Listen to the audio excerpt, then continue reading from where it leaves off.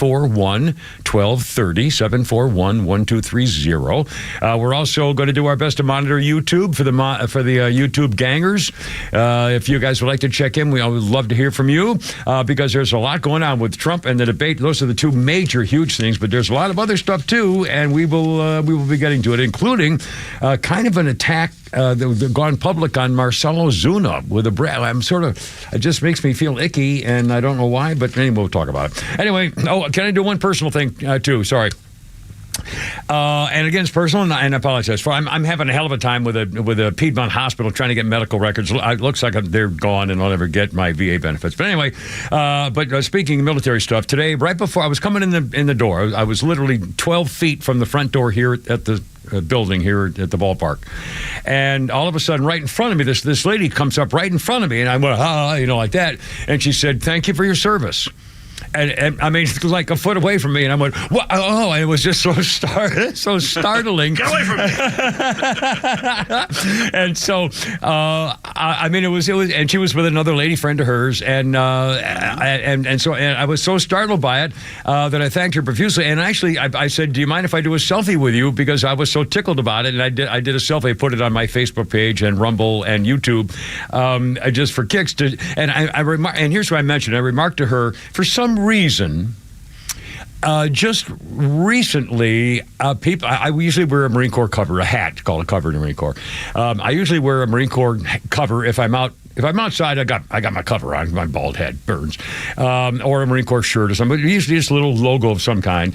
And lately, all of a sudden, I'm getting more and more people, including women. I don't mean in any kind of a hitting way. These are grown women are just coming up and saying thank you for your service. And like I know a guy was in the Marines, whatever. And I don't know I don't know whether it's because of the division in the country and people are finally coming around to saying it's time we stand up for what we believe. I don't really know, but something's going on, and I'm kind of getting choked up. Oh my God! Sorry, I'm not going to start this show like that, but it did touch me.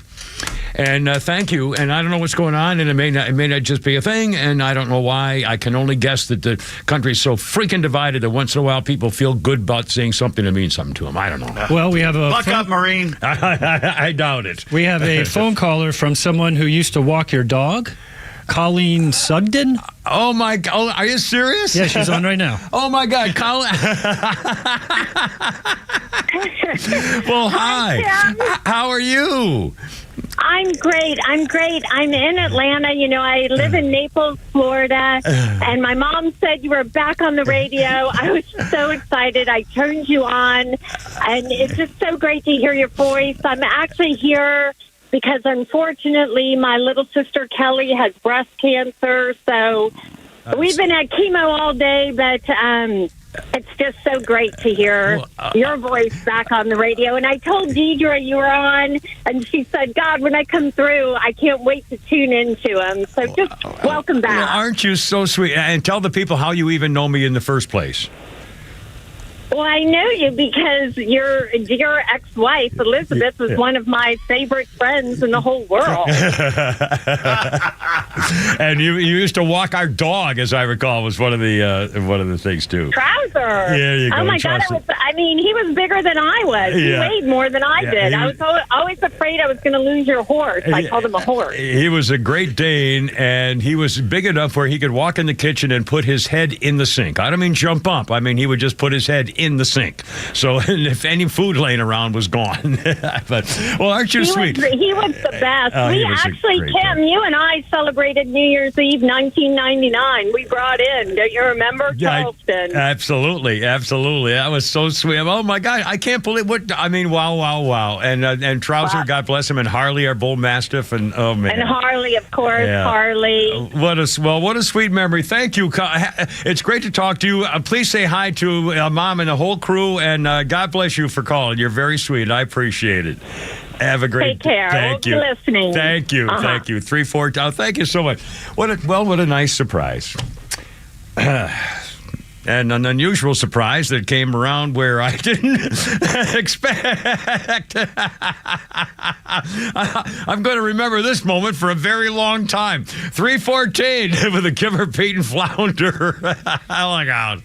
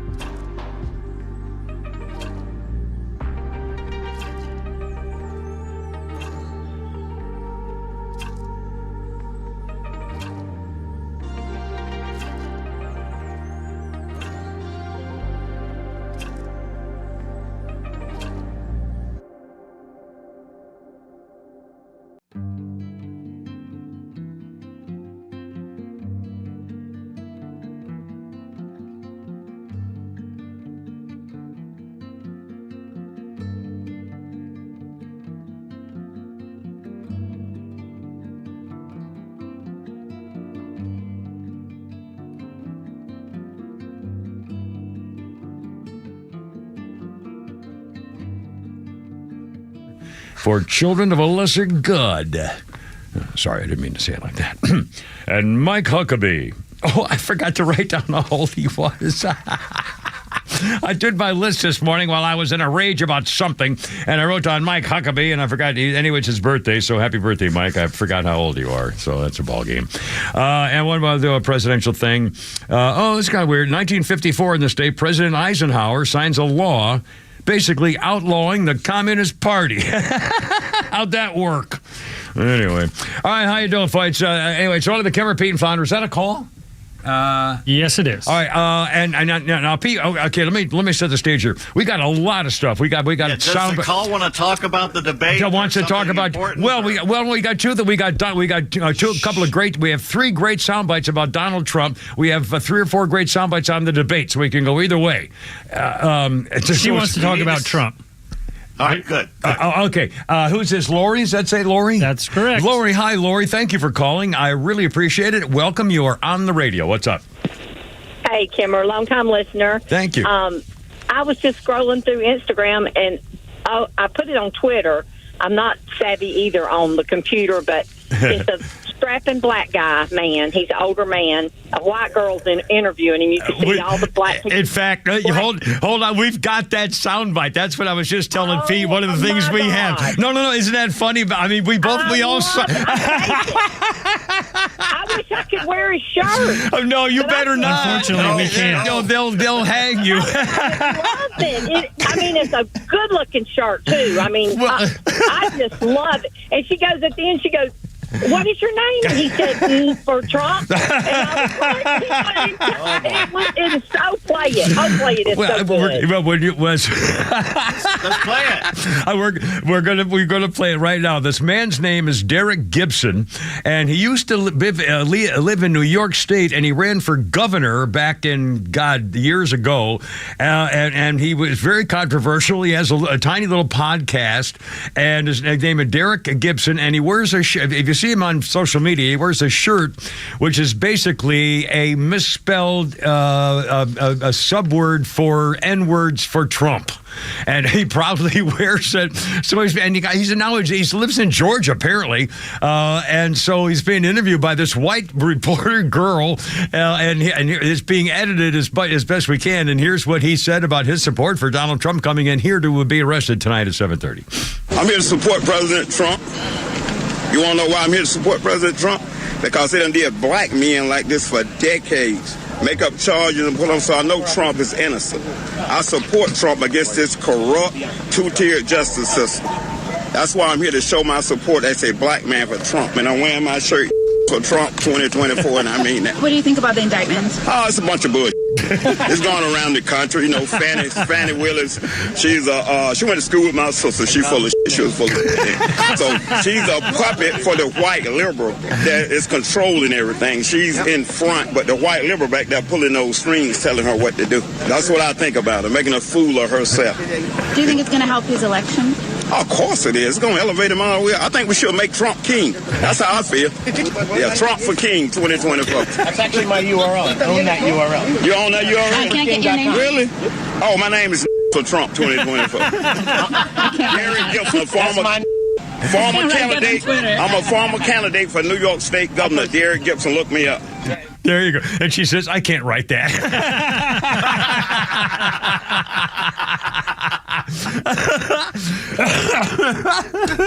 Oh, very funny. Anyway, Donald Trump's coming. He'll be giving himself up tonight, excuse me, at 7:30. Wow. So, by the way, if you're listening live or this afternoon or something, if you have plans to be downtown or Fulton County, you may want to change There's them. a Falcons game tonight, too. That's right. Yeah. Oh, man. And now, obviously, I assume he's coming in at Hartsfield. Would he come in at Peachtree to Camden? He'd come in at Hartsfield, wouldn't he? I don't know. I have no idea. The skies will open up, and he will descend from he pretty much has like a 747. He has a commercial-style plane. I don't think that can land at Peachtree to Camden. I don't know. I really don't know. Or Charlie Brown, I don't think it'd do to it. Anyway, but they're going to block off the streets. They're real good at it. They call rolling roadblocks, and they block off part of the interstate and everything else for a while. They're pretty good. You can just sit there and wait, and 10 minutes later, you'll be on your way. But anyway, so he's coming in tonight at 7:30. There are a couple things. We'll just quickly. I want to talk about that debate because God, there's so much stuff on that. Did you hear that they were taking bets? They were doing what are called prop bets, where you can gamble basically on almost anything. Will Donald Trump show up wearing a MAGA hat? What color will his tie be? Will they give him a mug shot? I mean, you could bet on almost anything when he shows up. And again, I wonder whether they're going to make him take a mug shot. And I assume he'll be. I guess they all have to be fingerprinted, don't they, or don't they? Can't someone his? Rudy was, I guess. Anyway, so there's stuff about that. Also, one quick wrinkle in the thing before we move on. A lawyer, Kenneth Cheesebro, is also charged with this so-called racketeering crap by Fannie, the suspected gang mall. By the way, has she ever been convicted as a gang mall, or is that just looks like it? I can't tell. Anyway, we'll move on. So this lawyer says he's basically throwing a legal bomb into the case, saying, I want a speedy trial. And if you demand a speedy trial, you have to get one within 2 terms of the court arraignment schedule or something like that. So it's got to be happening pretty quick.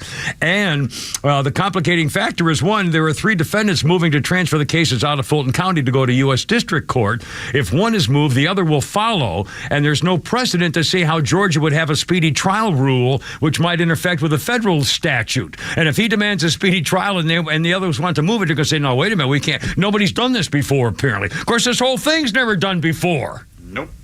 I mean, no president of the United States ever been freaking mugshotted. I indicted in a row. Are you kidding me? For doing the same things the Democrats have done every single time they lose. Every single time they lose, they neglect and reject the election results. Anyway, so Fannie, the chicken liver gang mall, wants to try them all together, and that could screw that up. If the individuals want to separate their cases, holy crap, the RICO charges could be a lot harder to prove if she has to go after them one at a time rather than him all sit there in court, all 7 or 18 of them or something. You know what I mean? Anyway, so that's just another wrinkle to think about. By the way, Donald Trump has now hired Stephen Sadow, who is one of the great attorneys of all time. He got Ray Lewis off, and is it Sadow or Sadow? Sadow, I think it is how you pronounced it. Long time, well known and respected and feared criminal defense attorney, specializes in white collar crime cases. Some very, very famous ones, including the criminal case of Ray Lewis. But anyway, so he's got that going for you too. 3:28 already. God. Let's see. Okay, we got a minute. Coming up, I tell you what, we've got. We have a couple of Donald Trump sound bites from Tucker. I didn't watch Tucker. I was watching a debate. So those are coming up for you. Also, we got a bunch of sound bites from the debate. We want to talk about that next too. Also, our personal thoughts. We watch it, see what's going on. I was surprised, and we want to know who you think won, who you think lost. Is it over for some people? I mean, and we'd love to have your reaction. Phone wise, 404-741-1230, or from YouTube if we can. We'll try to monitor that best we can. And as we go along, and I had a lot of reactions, and especially in the first 20 or 30 minutes, especially like the first 15 minutes, 20 minutes. Anyways, that'll be fun to talk about. Also, what did you think of the questioning? I wasn't that impressed. I was kind of disappointed, to be honest with you, with where they went and the questions. Climate change, is that the Republican thing? Is that what they're worried about, fighting the Democrat? I don't know. I didn't get much of that. I don't know. Also, ranking the winners and Martha's question on abortion. I don't know. I wasn't that impressed. I'm sorry. I hate to see. Also, we'll have some of the experts, so-called experts, are having the highlights, including, I think, Vivek. He said a lot of things, and now they're coming after him already the day after. It's pretty funny.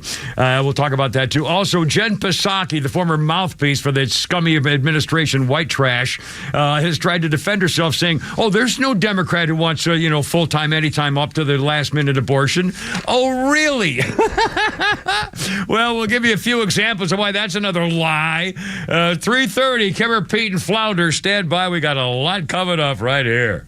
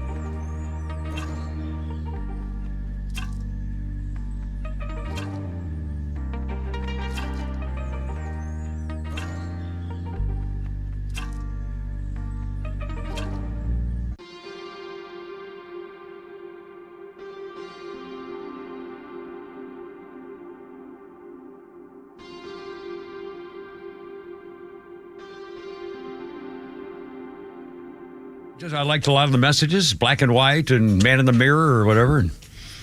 And whatever this one is, I forgot this now. Anyway, how you doing? Kim repeating that for Lundy. This one's Billie Jean. Billie Jean, yeah, I like this one too. Syncopated, baby. On the upbeat. Syncopated is kind of beat of its own with the upbeat mostly. Michael Jackson, on this day, 2009, the Los Angeles County coroner ruled that Michael Jackson's death was a homicide caused by a mix of drugs meant to treat insomnia. February 2010, Dr. Conrad Murray was charged with involuntary, again, this came out in 2009, and then the next February 2010, Dr. Conrad Murray was charged with involuntary manslaughter by prosecutors in L.A. Murray pleaded not guilty, he was released after posting a bond, would be found guilty the next November, was sentenced to 4 years in the Los Angeles County Jail. And also, this is on this day in 2009, and then also on the same day, earlier in 1993, the very same day, police were investigating allegations of child abuse against Michael Jackson. The father of a young boy, befriended by the singer, claims his son was molested at the Neverland Ranch. The charge, Michael Jackson seduced the kid and boobly-bopply-bibbly-diddle. So anyway, that's a boop on that one. And a quick birthday. Let's see. What do we pick here today? David Kushner. You have no idea who that is. He's 61 years old. David Kushner was Todd Packer on The Office, Champ Kind in the Anchorman movies, the sports guy, and Rick the Pilot in Snakes on a Plane. And he's 61 years old today. So, okay, let's get going. We're going to talk about the debate, and I want to get to all your comments. In fact, I mentioned a couple of the highlights included my question about whether they even went the right direction talking about climate change. We have a phone call, and that is, looks like Joe on the phone with the Kim Repeat founder. Hi, Joe. Thanks for calling. I appreciate it. You're on the radio. What's up? What do you think? Hey, Kim. Hey, man. Yeah, I'm non-liberal Joe. Remember I called last time? Yeah. Okay. We're good. Yeah, I was, man, I'm 58. I grew up hearing all about the ice age, the coming ice age. Yeah.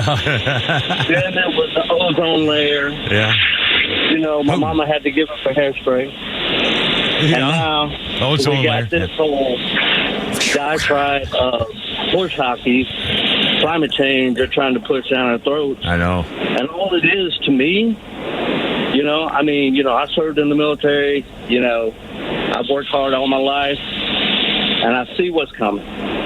What's coming is just like what happened to Troy with the Trojan horse. This is a socialist Trojan horse to bring down our economy. And I firmly believe that. Well, we're seeing it in Europe. I mean, look what they're doing to the farmers in Europe, all over the place. It's unbelievable.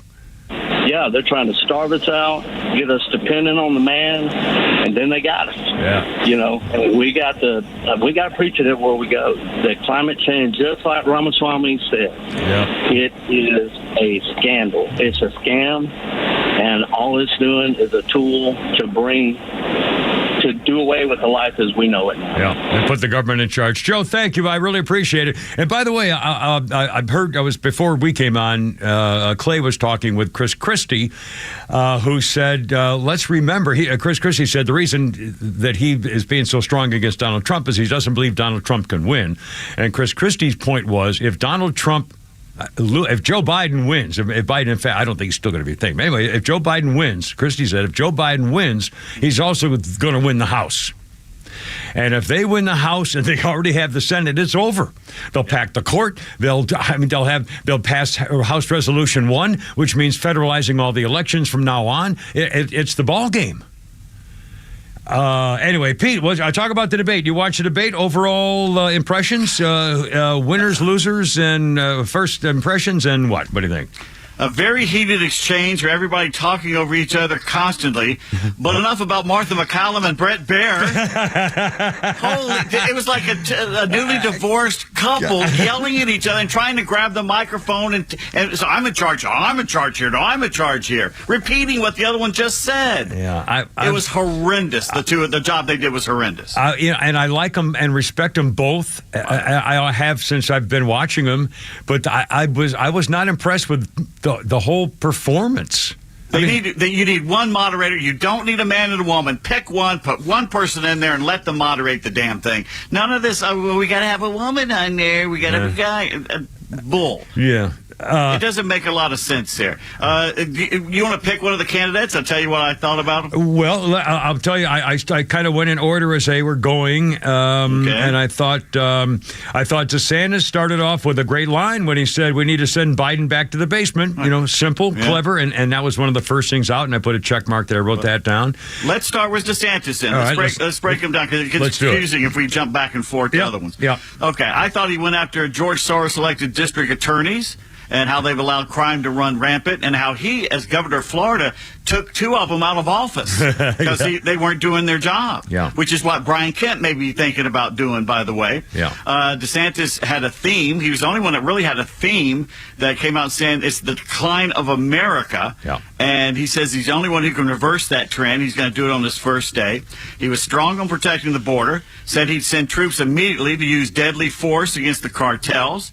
He had a line of education, not indoctrination, got a huge round of applause. He could get rid of the teachers' unions. He looked visibly nervous at times. That was one of the downsides there. He looked a little nervous, but he made points by saying he'd bring back teaching civics in the classroom.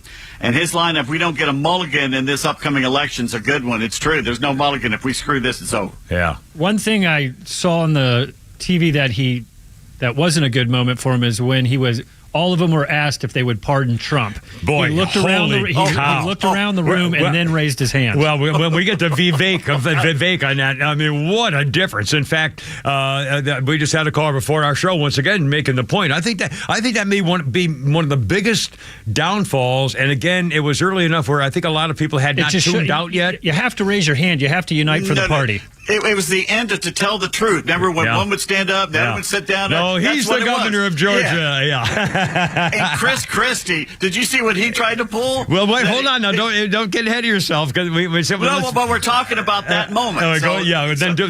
Please go. Go ahead. Christie said, "Well, I was doing my hand back and forth." It's like, come on.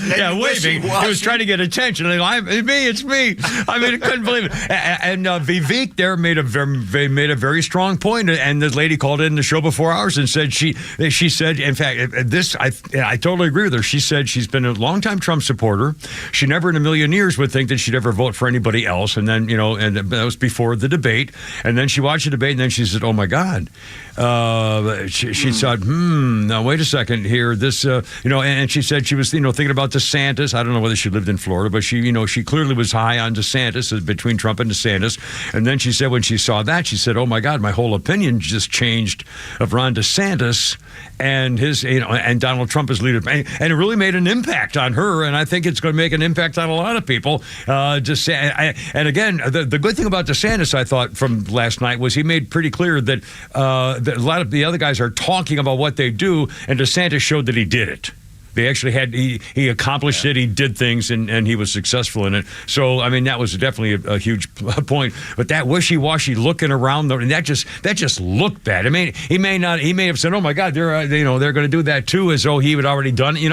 But there are no excuses. He was wishy-washy. And he looked left, looked right, and then put his hand up. I mean, come on. Being in the middle of the dais was not a good look at that point. But okay, she brought up Vivek. Let's talk about Vivek. Okay. Yeah. He had the best Twitter game after the debate, and during it, his minions were all over saying he's won the debate by a landslide. Well, I didn't think that was true. I found him hit and miss. He came across as naive and bullied for a time. Then he found his feet. He took on Mike Pence, and they had some good exchanges there. Vivek also took Christie on to task for his anti-Trump campaign, which is all the fat man has. Yeah. Vivek, very strong on Ukraine and climate change. The only one saying out front we should stop sending billions to Ukraine, which Pence jumped on as being weak on foreign policy. Vivek also the only one to call climate change a hoax. Great on the border and helping Maui. Wishing Nikki Haley well on her future career on the boards of Lockheed and Raytheon was a great line. I liked his stance on school choice and banning teachers' unions. And he had a great line on strengthening the nuclear family. And he closed with his 10 Commandments thing, which is also very smart of him. Yeah. Well, in fact, Flounder, if you have the Chris Christie comments and their exchange last night with Vivek. Great on the border and help. Oops, Daisy. No, that's me. Oh, is that you? That was me. Oh, sorry. Were you still talking? I had the YouTube because I'm looking okay. at the comments. All right, Here we anyway, go. this is a part of the debate last night with his largeness. Listen. I've had enough. Hold on. I've had enough already tonight of a guy who sounds like ChatGPT standing up here. The last person in one of these debates, Brett, who stood in the middle of the stage and said, "What's a skinny guy with an odd last name doing up here?" was Barack Obama, and I'm afraid we're dealing with the same type of amateur standing on stage tonight. Give me a hug just like you did to Obama. Same type of amateur. Yeah, you a hug like me just like you did to Obama, too. Give me that The same type of amateur. And then they're talking to me, but again, give me a hug like you gave Obama. I mean, the guy's—he's a quick-witted guy, and I have to say though, I was kind of taken aback when he said, "I'm the only one up here who hasn't been bought and paid for." I thought that was a mistake. No, I thought what he should have said. I'm sorry, what? I thought he came off very youthful. Yeah, and I thought it was a little immature, and I think what I would have rather he said was something like, "I'm the only one up here who hasn't been begging for money from political action groups my whole life." That would have made sense, and it wouldn't have been detracting again. I mean, it's like telling this guy Boogram and those guys that they're on the take, and I don't know what Anyway, I thought it was kind of Bush League, and boy did he get booed when he talked about Ukraine and climate change. Holy smokes! Anyway. I think if there was a winner, if it wasn't he and somebody else were tied because he sure. I don't think there was a clear winner or a clear loser. I really don't have any losers other than we didn't hear much from Heisa Hukason and Burga Boog Boog and with like 3 or 4 guys. We're going to get to them. Yeah. But I don't know. I mean, I think we learned a lot about Vivek. And Pence didn't impress. Oh, that was the other thing. I'm not even reading my notes. Let's see. Hold on a second. Pence. Let's see, SCOTUS right to life. Pence made a point with this opening comment about talking about right to life and so forth and strengthening the military, trying to show that he, under Donald Trump, even though he hates Trump, he was part of good things. But then, when he said something, and then Vivek, God, I hate this. When Vivek said something like, here's what I think because I really didn't understand what Pence was trying to say, and then Pence said, well, I'll say it slower next time. Man, that was snotty. It was kind of snotty. That was definitely snotty. I don't know. Anyway. Let's talk about Pence when we come back, because he surprised me a couple times. All right, 346. Hold everything. Kimber Pete and Flounder, love to hear from you or YouTube us, and we'll do the best to chat this long weekend. Yeah, look out. Here we go.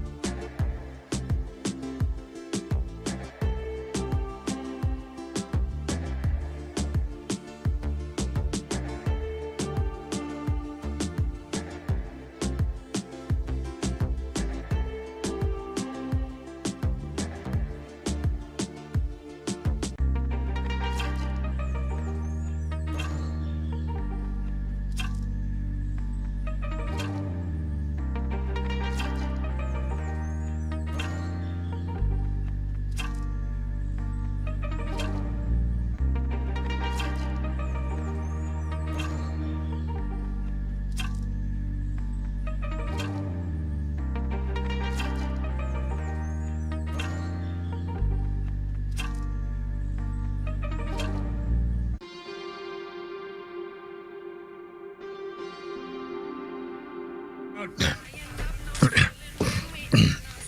Justin Timberlake. You know, just this morning, one of the things that popped up on my phone was a picture of 4 young people, 2 guys and 2 girls, and it said, "Who are these people?" And it was they were looked about 14, 15, something like that. It was Justin Timberlake, Britney Spears, Christina Aguilera, and the other one. Can't remember who it was. The other one, the Mickey Mouseketeer. God, who the heck was it? Well, you probably know. Anyway, and I realized, oh my God, there they are, and they look so young and innocent. And then, oh my God, now Britney Spears has gone full wacko. She's doing all kinds of like nude stuff, and really, I mean, she's freaked out with this new divorce business after I guess she got caught cheating. Anyway, this is Justin Timberlake in 2005 on this day. Well, Justin accepted libel damages for a fabricated story that he had an affair behind girlfriend Cameron Diaz's back. News of the World was the paper. You know, that could be a little risky right there, people.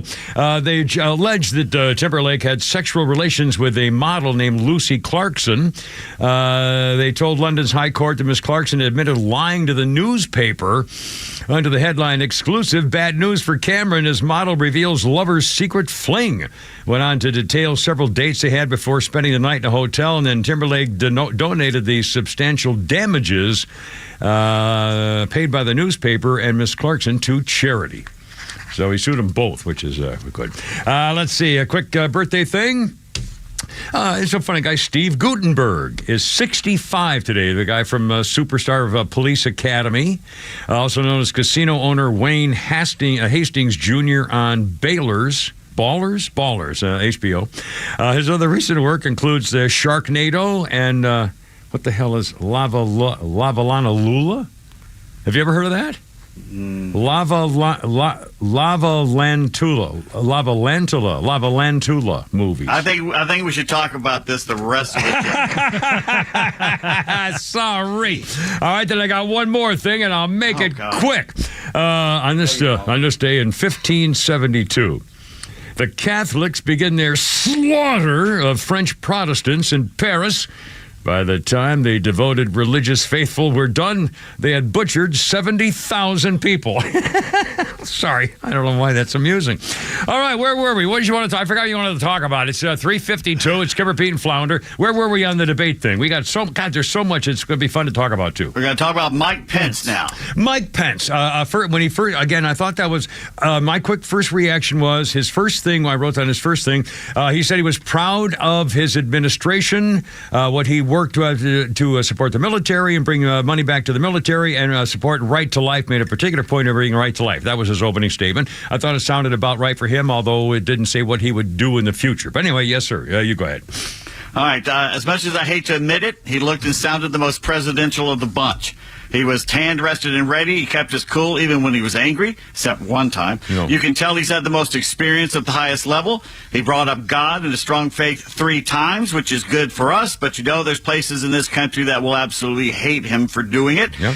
The fact he looks like Race Bandit from Johnny Quest and Vivek looks like Haji doesn't hurt. That picture you sent around was pretty funny, too, by the way. Yeah, Jeff sent that. I was going, why didn't I think of that? At times, Pence would not shut up. He talked over everybody as if it was his divine right to speak first and last. Yeah. He invoked God in the Trump-Pence record, but said he chose the Constitution over Trump. And it surprised me. There was a lot of anti-Trump sentiment in the crowd.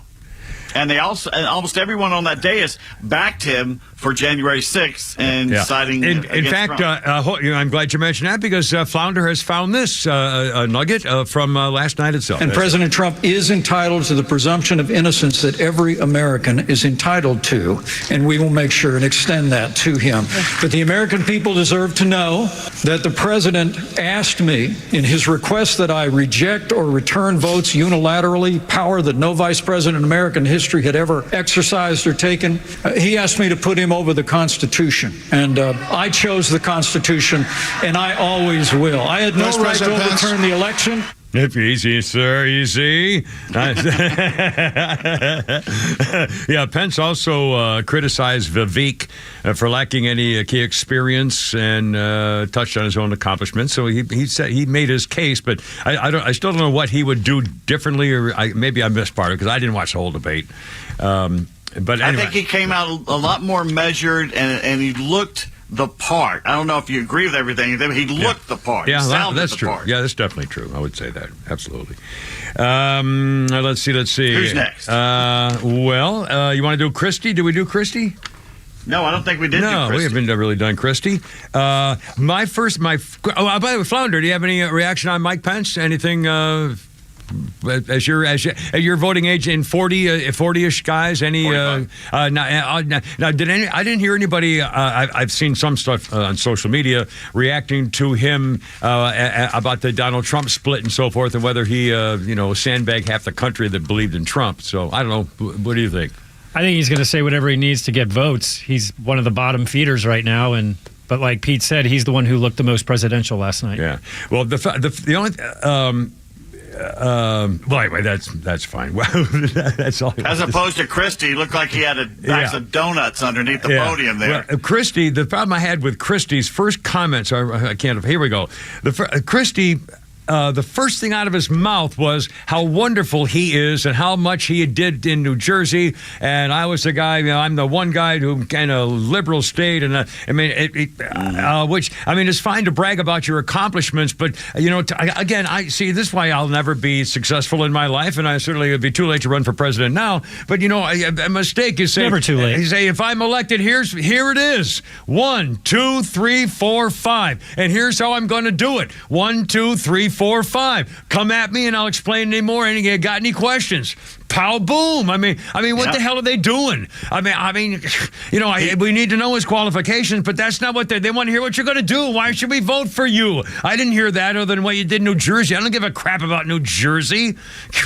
I don't. Again, that's why I'm no political consultant, God knows, and I'm sure no political expert, but it just seems to me they're getting it backwards. Well, one thing I did note from what I watched is I'm kind of glad they didn't attack Trump that much.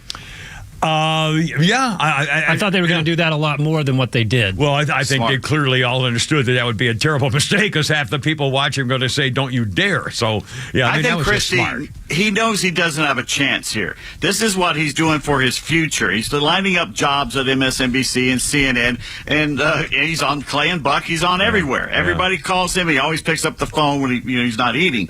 I think he needs to stand up more straight. I think he was slouching a lot. He does not look presidential, but he was the first to bring up Hunter Biden. No one else had mentioned it at that point. He showed balls by saying he would deport all 7 million illegal immigrants, which is like, holy cow. No one's ever said anything like that up there on that stage.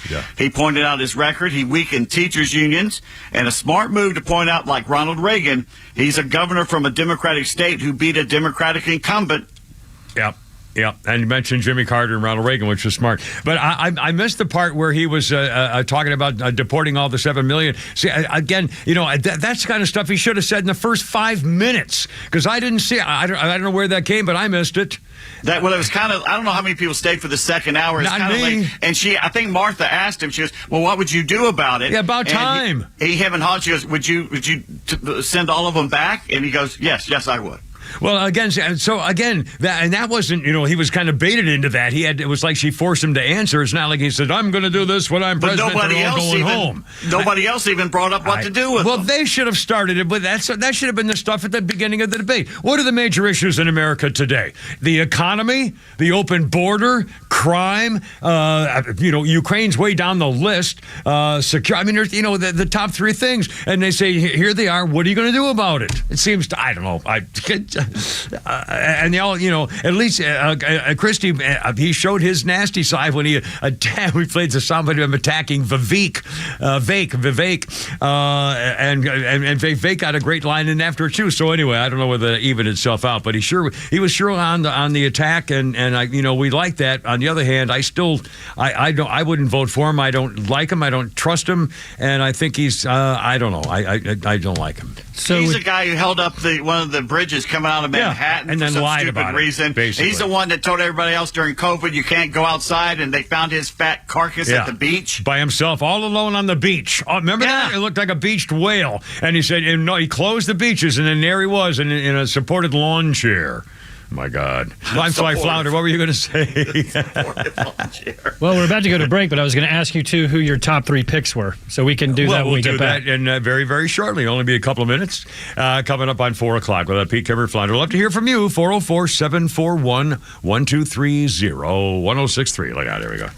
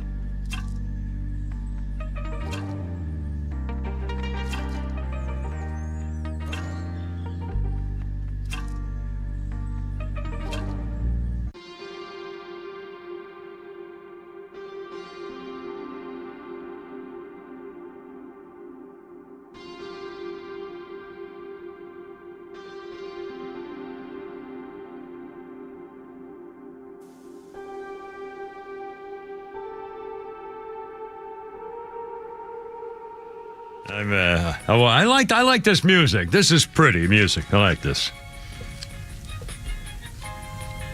1991. Is this Lenny, right? Is this Lenny Kravitz? Lenny Kravitz. Yeah.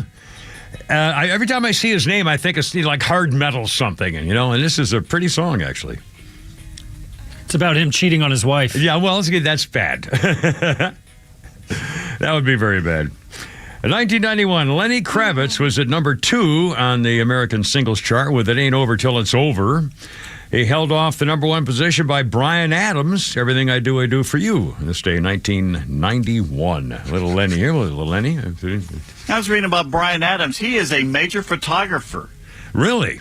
He's like the Canadian photographer at the Queen's Oh, Jubilee. I did. I saw. I remember seeing that. Absolutely. In fact, he was part of the ceremony of the coronation and all that stuff. The official photographer or something. Yeah, a good point there, Pete. Pete Davidson, Flounder. How y'all doing? 404. It's only me. It's only the giver. Quick birthday, Craig Kilborn. 61. Yeah, I know. 61. One of the dumbest moves in history. He left the Daily Show. He was the right original before. host of the Daily Show, and then went on to host the Late Late Show until 2004. And then what happened to him? No one liked him. He was just a dislikable person. He was David Letterman without the sense of humor. Yeah. He was kind of snotty and smarmy, and he was clever. Jon Stewart took over, and it went nuts. Yeah, Jon Stewart. But again, because it was just his personality, and he's a quick-witted, smart guy, but he's just annoying. He was on ESPN. No one liked him there. Yeah, that's right. Yeah, I did do sports for a long time. Let's see. Quick history, Cowabunga here. This was kind of a nice thing in his. Oh, by the way, I'm going to use a word here, which is actually written down in history as part of this history list. Quote, 1998. A ceremony of healing at the Indian Museum of North America at the Crazy Horse Memorial. 3 small donations on this day in 1998. 3 donations containing 24 beads were turned over at the Indian Memorial, said to be the same beads used to buy Manhattan from the Indians in 1626. I think somebody got sold a little blanket. Well, now let's, you're the guy who cheated on the Berlin Wall rocks, and you try to pretend those were real. I did not cheat on the Berlin. Well, that's what you've been saying, rocks. that they were official rocks. Like official German Fraulein gave those to me. Yeah, Fraulein this. I got a whole bag of those rocks, too, and they all had a little tag on them, said official Berlin Wall Fondant rocks. Yeah, we all they got don't those. come with tags on them. I mean, come on. Yeah, there's a sign it had right graffiti there. and everything. She was there. She brought it back as I asked her to. She was there. She says, I'm going over this. She's one of my news babes at Alpha 88. She goes, I'm going back home because I want to be there when the wall comes down. I said, just bring me a chip when you get back. And she did. Well, there you are. It's 4:06. How's it going? It's only the Kevin, Pete, and Flounder. And we're doing a lot of stuff about the debate. Nikki Haley. Let's talk about Nikki Haley. What do you think about Nikki? First thing, let's see. She made a lot of really good points. She started right off complaining about Republican Party and the spending habits and cutting back. When she gets there, she's going to stop even Republicans from their bad spending habits. She blasted, she said, DeSantis and Tim Scott and Mike Pence all voted for increased inflation and Trump added to the debt. I mean, her first thing was the GOP's got to change as opposed to why I should be president. So that was my initial reaction to what she said at the very beginning. That's interesting you picked her because that was who I had on my list here to be next here. Major points on the abortion issue. She's a woman who can talk to women from their viewpoint on a very touchy subject that hurts Republicans. She speaks clearly about it, which might make her a very handsome pick to be a vice presidential running mate because she can talk to women about it. Also, very clever, the old cliche, when you want somebody to do something, do this, but when you want somebody to accomplish it, ask a woman. I forgot how it goes. Never heard that before. Yeah, well, like a million times. But again, it was cute and funny, and it was fit to her. But she came across as shrill when talking over. She kept talking over Vivek, and I thought at one point he was going to grab her hand to stop her wagging her finger in his face. Putting them together was not a good idea.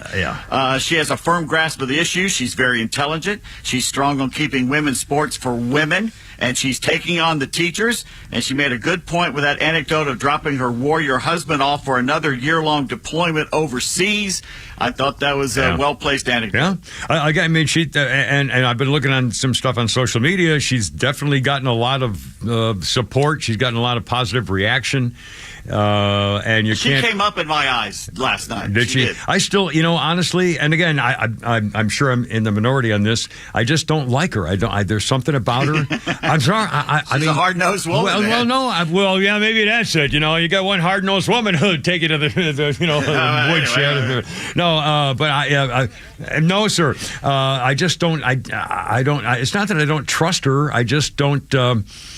I don't know why she doesn't have some kind of the gravitas I'm looking for. Maybe I don't know. And again, it's probably unfair. It's not because she's a woman. Because I remember Condoleezza Rice would have been too bad she wasn't running back in the day. Let's see, but she did have some great points about the abortion thing. And again, I don't know why abortion should. If this all comes down to the issue of abortion and the Supreme Court Roe versus Wade overturn, things like that, I don't know what's going to happen because she's the only one who made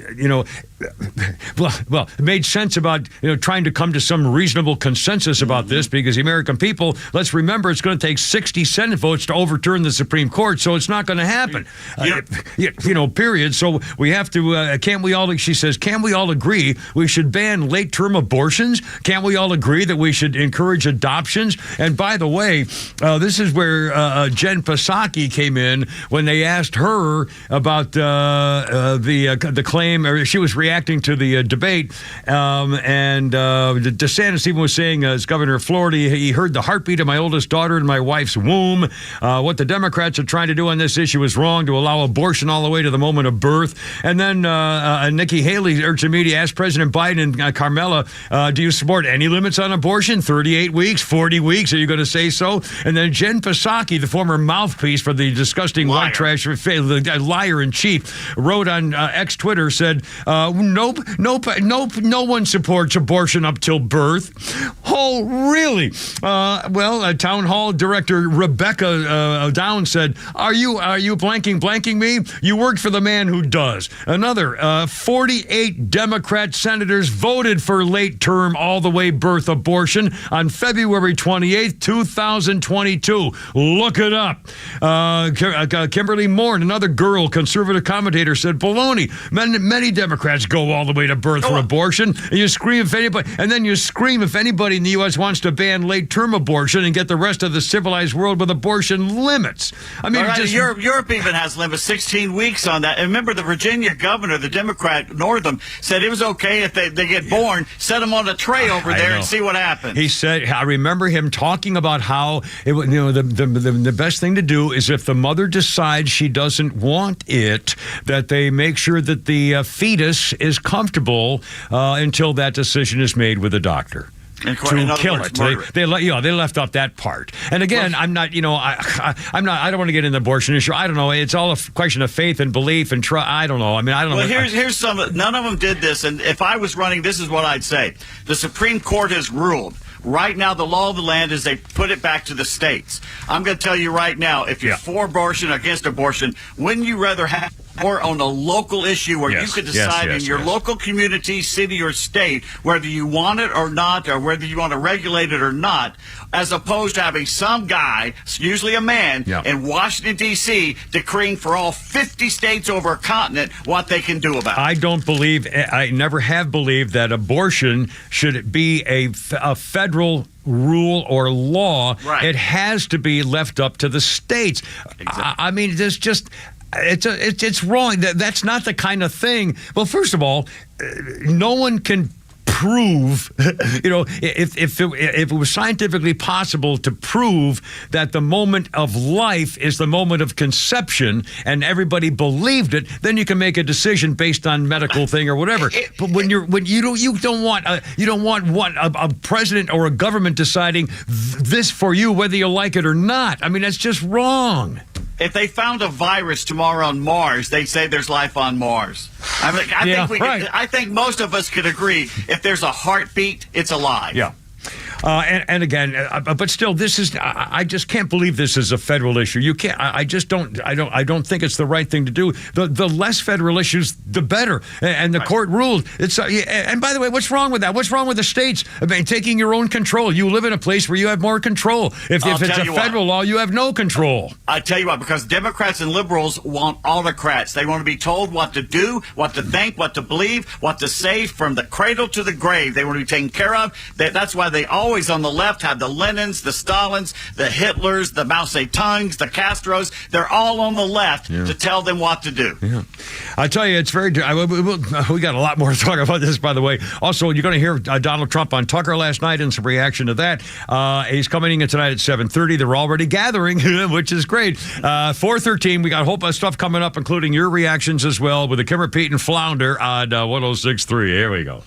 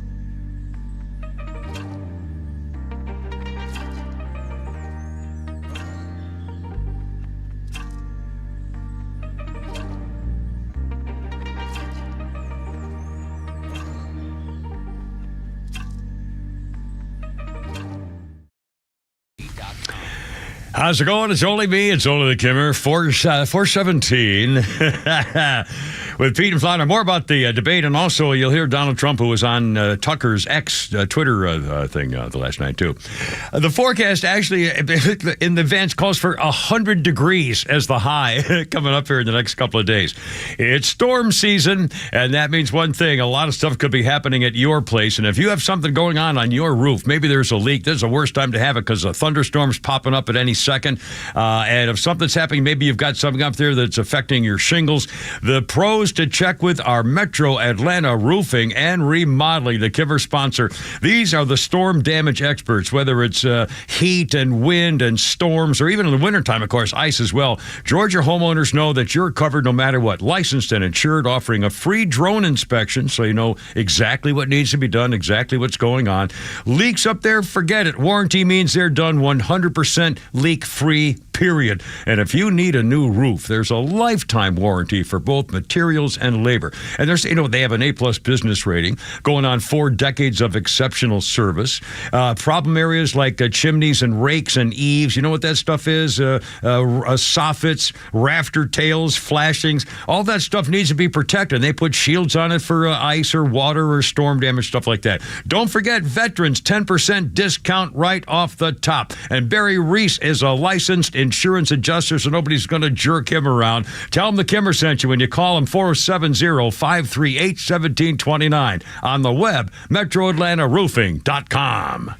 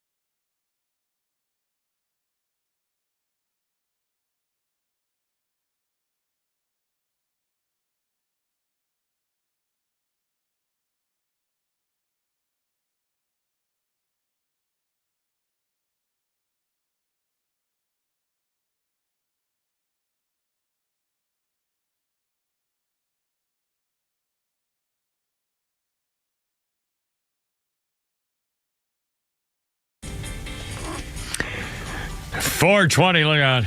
It's only me. I kind of changed the beat there, huh? I got the Who performing Tommy at the Universal Amphitheater in L.A. on this day in 1989. There come the trombones, ladies and gentlemen. French horns. French horns, thank you so much. Special guests include Steve Winwood, Elton John, Phil Collins, Patti LaBelle, and Billy Idol. 1989, L.A. I'll be darned. The Who. Because they're not singing, just playing. They're not going to sing for us. We don't want to. It's overture. Words. It's an instrumental to begin Tommy. Well, thank you so much. The Tommy thing. We don't have that kind of time because we could. Sorry. 421. Look out. The birthday's Mason Williams, classical gas guy, 85 years old today. That's very nice. Good song. Good song. Very nice. Very nice tune. And let's see, a historical note here. What have you got here? Here we go. 1814, as part of the War of 1812, clearly was continuing, British General Robert Ross entered the U.S. Capitol in Washington, D.C., and started burning everything in sight. They torched the White House and the Capitol building in 1814 on this day. And let's see, where were we? Pick another guy. Who do we? I don't. The rest of them, I don't. Honestly, in fact, I watched Burgum, I guess it is. The guy who ripped his Achilles something or other, and was on crutches and everything. And he was on this morning. I saw him being interviewed. We got a little phone call action. Hold on a second. We got a phone call coming out in a second. Seemed like a very nice man. Obviously, he's a respectable fellow. He might have seemed like kind of a country bumpkin, and saying, "I come from town where I ride my horse and I've got 9 people in there." 300. Yeah, I mean, which is okay, but it wasn't really very presidential, vote for me kind of thing. I don't know. He's just glad to be there. He kind of stumbled over. His closing statement was horrendous. No, I didn't. I didn't hear any of that. Oh, he stuttered over himself. He stopped a couple times. He looked around like he was lost. I mean, I think he tinkled a bit in his pants at the same time. He was very naive when it came to teachers. He was just lauding teachers. The standard line is like, "Come on, buddy, that ship has sailed." So he's a nice guy, but he's not even vice presidential candidate. Well, again, and I was looking through. I'm not a huge. Well, as part of my job, I was trying to go through social media and Twitter to see reactions and stuff, so I know how other people were feeling about it, to talk about it. I don't see much of anything about Burgum at all, other than he was there. Still, I mean, I just again, Can you name me what state he's from? North Dakota, I believe. Very good. Very good. But that's only because I love the Dakotas. I remember, I've fond memories. I remember seeing wild roundups and wild buffalo and driving Stampedes? through. Did you see a stampede? Yeah, I didn't see a stampede, but I saw a whole crap load of buffalo, and I pulled my car over, and I got within about 50 feet of a couple of them, too, like an idiot. I touched one like an idiot in Yellowstone. Well, yeah. So anyway, that was kind of cool. How about this guy, Asa Hutchinson? And I've got one of our little review things from some of the so-called experts. Somebody wrote this up. Said former Arkansas Governor Asa Hutchinson distinguished himself as the only candidate on stage to definitively say he could not commit to supporting Trump if he were to win the nomination. Hutchinson said Trump was morally disqualified from being president as a result of what happened on January 6th. See, that's nonsense to me. What was morally reprehensible about Donald Trump saying, go peacefully and show him that we don't like the... he kept bringing up the 14th Amendment, that he couldn't do it. And I can't insurrection? Give me a break. He's a Republican, supposedly. And nobody knew he was from Arkansas. He only mentioned it 5,000 times he was from there. And every time I looked at him, I thought of it's a Pete Townsend album, and it's called All the Best Cowboys Have Chinese Eyes. You squint the eyes when they're shooting or something like that. The guy had the beadiest little pig eyes I think I've ever seen on anybody. And we get it. You are the governor of Arkansas. Does every former governor of Arkansas, is it mandatory for them to run for president?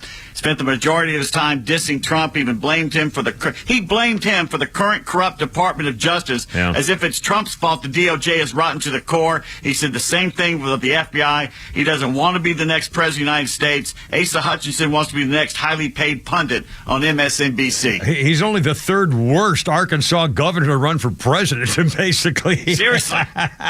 I mean, this business about being morally disqualified because of January 6th. If he said he was morally disqualified because he was, either cheating on his wife or against, right the law. I mean, something I can see that has something to do with morals. But Donald Trump wasn't immoral when he told people, be peaceful, but let's show them that we don't like the results of the election. Any Republican candidate that uses the word insurrection instead of riot is automatically disqualified. Yeah, I mean... no one shows up at an insurrection unarmed. If there had been an insurrection, there had been bodies everywhere. Yeah. Jeez. Anyway. Who do we miss in here? Do you have a phone call you said, maybe? Oh, do we have a call? Is that yes or no? Yes. It says Steve, so I didn't look like it was is it actually a Steve? No, I think it's someone from Houston. Excellent. Well, let's go. Hello, caller. Enter and sign in, please. And what's your line? Hello, it's a Kimmer. Who's this? Chris from Houston. Hey, Chris, how you doing? Welcome aboard. I really appreciate your call. Thank you, sir. What's up? As far as the debate goes last night, Kimmer, there was only one executive on the stage that's done anything. Yeah? And that's Ron DeSantis. Okay. Yeah, true. There has got to be a truce between him and Trump to win this election. I don't see it. That's not going to happen. Yeah. Nope. There. Yeah. Asa Hutchinson actually vetoed a bill against transgenderism. Mutilating children. Sandra Huckabee is having to fix all his problems. Yeah. Right. Yeah. Yeah, that's right. That's right. New Jersey is a mess after Fat Boy left. Yeah. And the only reason he was on that beach is because of windmills. He got beached. Right off the coastline of my beach house. when Ron DeSantis went to get the woke Disney company, Nikki Haley was against it. Yeah. Pence was against it. Mm-hmm. Levesque is where did he come from? We need a record. We're in serious trouble. We need a record. Trump didn't have a record, and he became president. Well, yeah. Now, see, Chris Flounder just made a good point. Trump had no record about anything concerning leading a government. Here's the thing about Trump you got to remember, Kimmer. Yeah.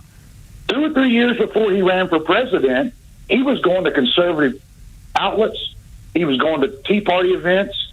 He was trying to learn the conservative issues because he was never going to run as a Democrat. Well, yeah, but I think in support of Vivek is that, I mean, as much as I've said a million times, I can't believe that we're going to elect him president. It doesn't seem like he'd be a president. But I tell you, last night, other than when he was kind of snippy and juvenile a little bit, he's the smartest one up there. He has an answer for everything. Everything he said about, I mean, even when he took on Ukraine and when he took on every single issue and when they were booing him and other stuff, he made sense. I mean, it would just seem so smart, and it's not like he had to stumble. He didn't have to think about it. When they asked you to raise your hand if you support Trump, boom, up it went. I mean, that was a real negative for DeSantis, I thought. So again, I think a lot of people are all of a sudden kind of mixed up, because I always thought it was Trump and DeSantis, and I thought, just like you, Chris, up until just recently, the best thing in America would be to have Trump and DeSantis run as a team and forget the whole thing. America can't go wrong. Trump and DeSantis, and then DeSantis for another 8 years. My God, we get 12 in a row. What's the matter with people? And it's never going to happen. I don't know. What do you I think? understand that, Cameron, and I just moved here from Florida, so I went through the pandemic with DeSantis. Yeah. But yeah. I'm a Trump guy now. Yeah. I was a DeSantis guy until this crap started. Yeah. Well, again, we've got to get him back in. We're killing her. I mean, Republicans do this. This is why They always eat each other. This is why we have 2 Georgia liberals as senators. I can't believe it. They're ruining everything, and it's because of Georgia voters. God, Republicans have always eaten. I know. Yeah. Chris fled. Hey, thanks, man. I'm glad you called. Call anytime. You guys. Have a great day, man. Thank you so much. I really appreciate it. We got to do Tim Scott. We haven't done Tim's yet. Oh, there you go. Okay, it's 4:30. We'll do him now. Well, sorry. Speak for yourself there, Kimmer. Well, no, 4:30. I'll be back. Oh, yeah. Look out. A love born once, but soon be born again. A spark that burned, then died, leaving...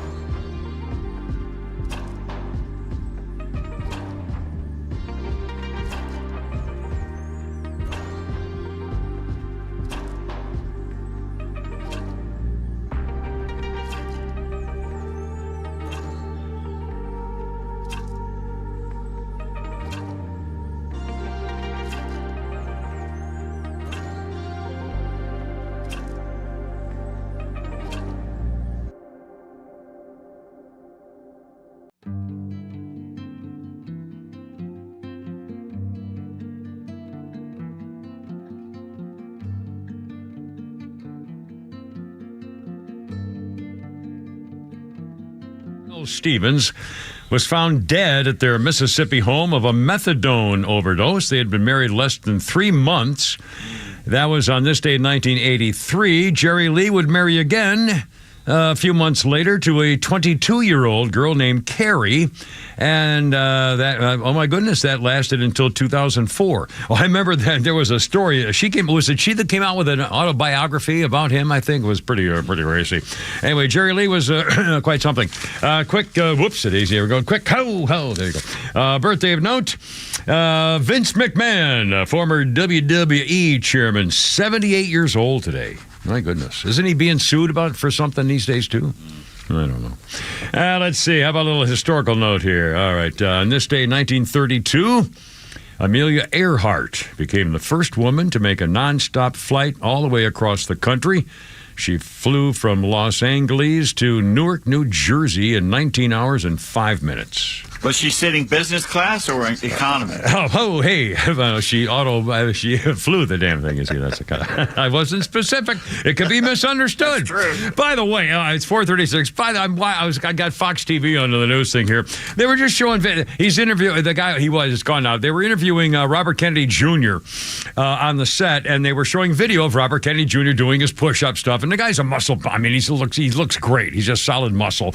And he looks great. And then next to it, they showed the new video of Vivek. Now, Vivek, the first one I saw of him working out without a shirt was playing tennis. And now they've got him in a gym with a girl, I assume his trainer, and they're doing a form of squat thrusts where you stand there and then you jump in the air, then you kick your feet out and put your hands down like in a push-up position, kick your feet back under you again and jump up again. So it's a jump, push out, and jump back up. You do the hokey pokey. Yeah, and now in a squat thrust in the Marines, you have to do a push up with it. But anyway, so I don't know what they were. And again, it's him working. They're doing work. It's unbelievable.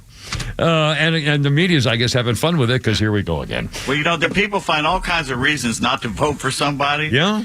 And I was going through the YouTube thing. I forget who said this. He says, my wife got scammed by an Indian, so I'm not voting for him. What? What does that got to do with it? Oh, mercy. Tim Scott. My first reaction, I wrote down his first comments. Tim Scott, he came out, he looked like he always looks. He said, he talked about the Biden bad economy, and he says, we got to get rid of all these taxes. I mean, he came out on boom, boom, boom on the economy. He started with that, and to me, that was to say, it's a priority and it's important, and I thought that was important. It's serious, nothing funny about it, and then right to the point. So that was impressive, I thought. I thought he was kind of the forgotten man in the first hour, but he ended strong in the second hour. I don't know how many people hung around for it. Yeah. Let's see. He brought out his preacher voice at one point in the second hour. I don't know if you were around for that. No, I was not. He was talking about the DOJ and the FBI, and he was very strong with that. Like most on the stage, he supported what Pence did on January 6th. He's the only one to say he'd fire the 87,000 IRS agents the GOP had promised. Said he'd hire the agents down on the border instead. Let's see. By the way, the GOP promised they would fire them. Remember McCarthy saying to get rid of them, and they didn't? Yeah. Yeah, another lie by Kevin McCarthy. James Woods every day says, why don't you just shut up? You're not going to do anything. Just shut up. Yeah. Let's see. Tim Scott said he'd break the backs of the teachers' unions. I loved hearing that. I didn't hear it again. That was backs. I think it's important stuff was missed. I don't know who heard it. And it's not being covered. He compared the teachers' unions to he didn't mention it by name, but basically people who stand in front of schools and block people going in for education. George Wallace. Oh my That's who he compared to the George Wallace, and he talked about living the American dream. The way he came up. If anyone had any kind of argument that it doesn't exist, it can't happen, he's the epitome of yes, it can. Yeah. He's the one who said 2 generations from picking cotton to running for president. I think he said 2 like his grandfather. I think they criticized him for saying, well, it was probably 3 generations, but still, I mean, my God. Well, sorry. You liar. You bastard. We can't trust you. All right. Okay, so we've done all of them. Let me do my little sum up here. All right, please do. Of what I thought about this. Yeah. All right. Yeah. A very lively exchange, spirited, not like Republican debates we had in the past where we went to sleep. but almost all of them up there deep in the pocket of the military-industrial complex and their never-ending wars. Glenn Greenwald pointed out that the biggest warmongers on the stage are the lowest candidates in the polls, showing most Americans are fed up with the constant war chants. Despite their faults, every one of them there on that stage is far better than anybody the Democrats can put up with when it comes to helping the average American. Most of them saying they'd start drilling and fracking immediately, but they're all still going for vice president or the election of 2028 as long as Trump is around. He is still the elephant in the elephant party room. I loved it when they were all asked if they'd support Trump if he was not the nominee or are the nominee, even with the conviction, and it was like watching an old To Tell the Truth game show that we mentioned earlier. They all couldn't make up their mind, looked at each other. Nobody was really making an executive decision to say, yeah, it would be me, except Vivek, basically. Christie even tried to do that sideways hand thing. So basically, Jack Posobiec put out a Twitter poll. It says, and that Vivek won the debate by 76%. Well, that just shows Vivek has got people on social media. He's got his act together. Yeah. And they had DeSantis at 17, Nikki at 5, and Pence at 2. Of all of them, I think Pence helped himself most of anybody last night. I'm sorry, you say Pence helped himself? Pence, because everybody said he was dead after that Tucker Carlson interview. Yeah. And but nobody brought that up. He's still dead. Yeah. He's still dead, but yeah. He's got a pulse. Yeah. Pretty well, it's, wow.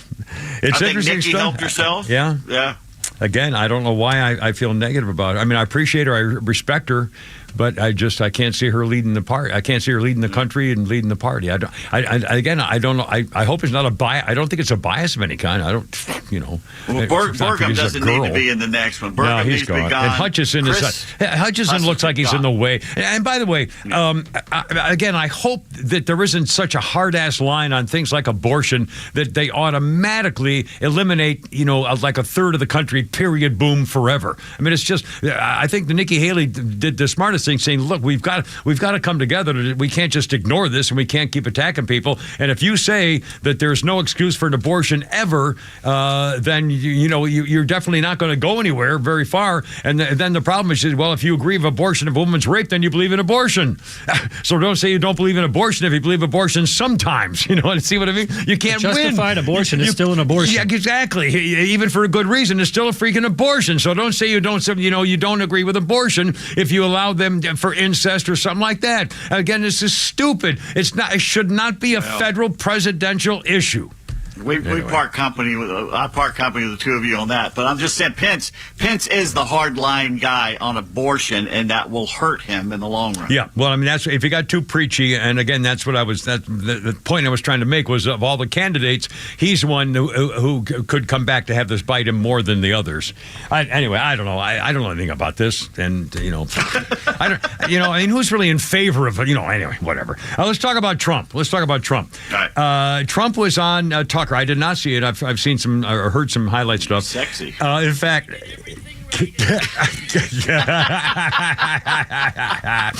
Well, let's talk about, first of all, he was having some fun with Vice President's side piece, Carmela, America's favorite escort, about what happens if Vice President Carmela comes out as a candidate and tops the list for the Democrats coming out. She has some bad moments. Her moments are almost as bad as his. I think his are worse, actually. Yeah. But she seems pretty senile, too. She speaks in rhyme. It's weird. And in rhyme? Well, the way she talks, the bus will go here and then the bus will go there because that's what buses do. And it's weird. The whole thing is weird. This is not a president of the United States future. Yeah, no kidding.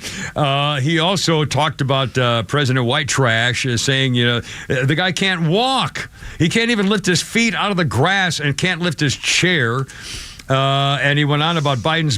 Again, this is amazing to me that they keep showing video and pictures of President White Trash on the beach, playing a big role in his life. They love pictures of him on the beach. I think Trump says, I think it looks terrible on the beach. He can't walk through the sand. Sand is not that easy to walk through, but when he walks, he can't walk through it. And there's somebody in there that looks fabulous at the beach. He looks horrible.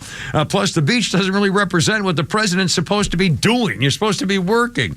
Well, he went on. A part of Tucker talked about being interviewed was it Chris Wallace some time ago. Flounder, we had a second soundbite there with Mr. Trump, do we, sir? Here we go. When I debated him, I said, how come, and this was in front of probably not a friend of yours, Chris Wallace. He was the moderator. Not a friend. I said, why is it he wants to be Mike, but he doesn't have the talent? It's one of those bitchy little man. He wanted to be his father, but he didn't have the talent of his father was great. His father, little fussy man. His father interviewed me in 60 Minutes. It was actually a 10. Can you believe it? No, I totally. His father had talent, at least. I may have been the only guy that he gave a good 60 Minutes to. He was rough. Really? His father was tough. He was great, though. He was great at what he did. But Chris Wallace was so upset.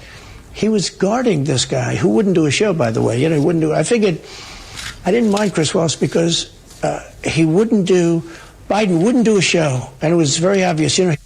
Asking him, but he wouldn't do the show. So I figured he's got to like me. But he came from a different planet. But remember when I asked the question, why is it that the mayor of Moscow's wife is allowed to give you $3.5 million? Don't forget, that was brought up. Now it's brought up all the time, but that was brought up by me long before anyone ever heard of it. I said, the mayor of Moscow's wife giving you $3.5 million. What did you do to deserve $3.5 million to Biden? And Chris Wallace said, this doesn't, this has nothing to do with the debate. I mean, he got in the way of the question. No, it was crazy. And I said, well, wait a minute, he got $3.5 million for the mayor of Moscow's wife. Now, people forget that, but if you go back and take a look, you will see. And Chris Wallace didn't want me to ask that question. I said, I think it's a very appropriate question. It turned out to be much more appropriate than people thought. Donald Trump and Tucker. Some reaction to that coming up here. 3:47 in the meantime. A lot more happening with the Kimmer, Pete, and Flounder. Look out. Here we go.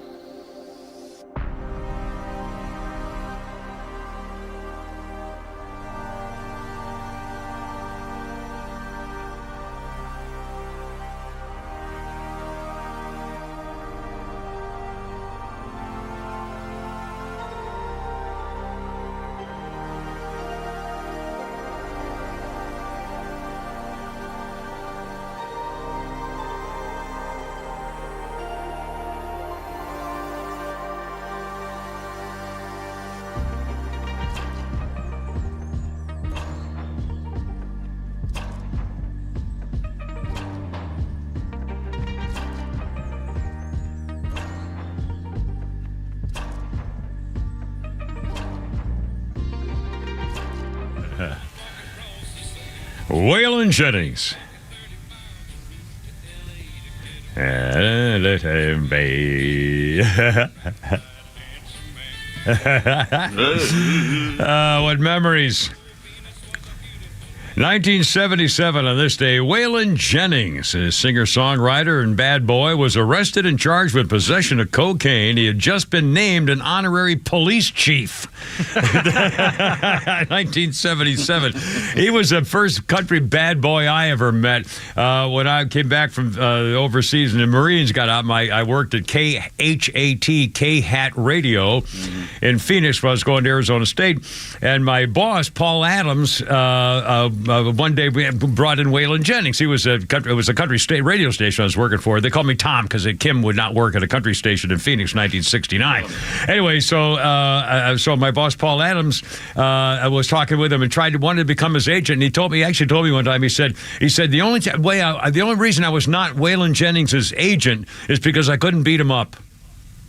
Yeah, he was that kind of a rough, tough guy. You had to beat him up to be able to be his manager? You better be able to control him. Absolutely. Yeah. He was and by the way, one of my favorite songs is Willie and Waylon, Don't Let Your Boys Be Up to Cowboys kind of deal thing, whether children be up to whatever. Anyway, but he was a character, all right, and he was just himself. A quick birthday, let's see. Pete, I'm doing a sports birthday. I hope that's okay. Reggie Miller is 58 today, retired NBA All-Star and a commentator for TNT. Wendy's. Oh, is that right? I guess I remember seeing him on those. And let's see, a quick historical note. I'm going to salute this. In 1869, a brilliant inventor named Cornelius Swathart of Troy, New Jersey, patented the waffle iron. Not the pancake iron. The waffles are so much better. No, you're incorrect. Oh, my God. They're about the same. Pancakes are a little better. No, they're not bad. Waffles are better because it's a different thing of egg, a different level of eggness in there. And second, plus when you have the little ridge, when you have the little castles in there, when you make waffles the right way, when you do them right, you when they're hot, you put butter on every square possible of little castles in there. And then you take brown sugar and you sprinkle that all over the thing. And then you put maple syrup and you sprinkle that. And then you put it back in the microwave for like 14 seconds so it gets all crusty, melted kind of brown sugar. Man. And then, whoa, baby, come on. Yeah. I will tell you why barely pancakes are better than waffles. You ready? All right. Because they taste better when you put pecans and blueberries in them. Well, now you've made two mistakes. What? You don't put fruit in your pancakes. You don't put brown sugar on anything. Oh, my God.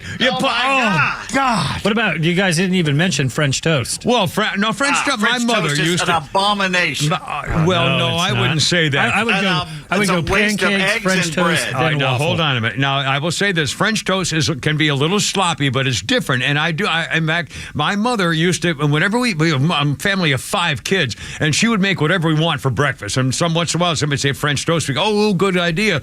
And it was always, but I haven't had that in probably 40 years, I'll bet you. And it was, but you put syrup on that too, or brown sugar on that too, absolutely. Well, a lot of times they put the white powdered sugar on there. True. And yeah, like throw a on little butter on there and some hot syrup. Yeah. Waste of all the ingredients is what it is. Yeah. Hey, we got Dan Bongino has come up with a very interesting idea today. All right, sir. You know what the bond is for Trump tonight? You know what how much? It's $200,000. Yes, $200,000. Dan Bongino says don't pay it. And make them put you in jail? He says put him in jail. He says let's elect our first political prisoner. Let's call their bluff. You know, how funny would that be? Say, yeah, forget it. I'm not What does he paying. need a bond for? Where's he going to go? Well, it's silly. I mean, there's no purpose in him having a bond. Yeah, the whole thing is this silly. And by the way, there's a bunch of there's bond, there's bail, and in fact, excuse me, I've been confused about this. Normally, if somebody needs $100,000 in bail, you have to put up 12 or 15% of that total So if you need $100,000 bail, you need to walk into the bail bondsman with like 12 grand. No, here's what he does. He goes up to the counter there, like in Blues Brothers, and he starts emptying his pockets out with cash. Well, if he can he doesn't need a bail. I mean, Trump did the whole thing in cash. He's got all the money right there. He doesn't need a bail bondsman. But if I needed $100,000 bail and don't have $100 grand, I would go to a bail bondsman and I'd give him $12,000. He'd put up the bond, and I wouldn't get that 12 grand back. That's the money I'm paying for the luxury of not going to jail. That's so, true. I mean, this is expensive stuff. So, I mean, this is serious business. And you can put up property, your house, stuff like that. But again, if you mess up... I have a question. Yeah. I have a question. Having to deal with the bail bondsman myself in this country, how do you know so much about it? Well, no, see, a lot of experiences when... I went to jail for the first time when I was 16. Thank you very much. That's true. Yeah. So, they told me to bring bail with... My lawyer told me to bring bail bond with me when I beat up that protester on Veterans Day when I put him in a hospital. See, I'm always able to talk my way out of excursions with the law, as I did a couple nights ago. Well, there was no talking my way out of beating the crap out of a guy on the sidewalk. He was slamming his head into the ground. There's a great Barnes bail place in Athens, and it's called Bond, James Bond. I'll bet he's busy, too. Well, you know, in Bad News Bears, their sponsor at Little League was Chico's Bail Bond. That's right, Chico Bail. That's right. Incidentally, and Donald Trump comes in. He said he'll be here at 7:30 tonight. They're already gathering, I guess. I don't see any live shots on TV, but I guess there are a lot of people gathering down there to support him. In fact, I heard one woman on the news saying she drove from Louisiana just to stand there to say hi and we support you. So I hope they let him in public. Hope they don't try to sneak him in somewhere. Is anyway, it a Georgia state senator or a representative that's trying to get rid of Fannie? Right. He's it's a state senator, a Republican trying to get rid. He's going to have her called in for an investigation. And also, this is even bigger. Well, he's down there today. Yeah, absolutely. And the House Committee on the Judiciary, our buddy Jim Jordan, has now demanded that there be an investigation for her motives in the first place. He has written an official letter, investigation announced today, who wrote claiming that her indictment and prosecution implicates substantial federal interest. The circumstances surrounding her actions raise serious concerns about whether they are politically motivated. Now, here's the key. Jim Jordan alludes to Fannie Chicken Liver, the gang mall's past fundraising. Has she been convicted of gang mauling, or I'm not for sure if there's actual convicted. Anyway, so gang mauling Chicken Liver Fannie has past fundraising efforts highlighting her case against Donald Trump. He writes, "It is noteworthy that just 4 days before this indictment, you launched a new campaign fundraising website that highlighted your investigation into Donald Trump. Additionally, the forewoman of the special grand jury," remember her, she was the witch, the woman jury that you convened to investigate President Trump earlier this year, bragged during an unusual media tour about her excitement at the prospect of subpoenaing President Trump and getting to swear him in. 5 o'clock coming up. There's a lot more. You haven't heard anything yet, baby. Herpin', look out.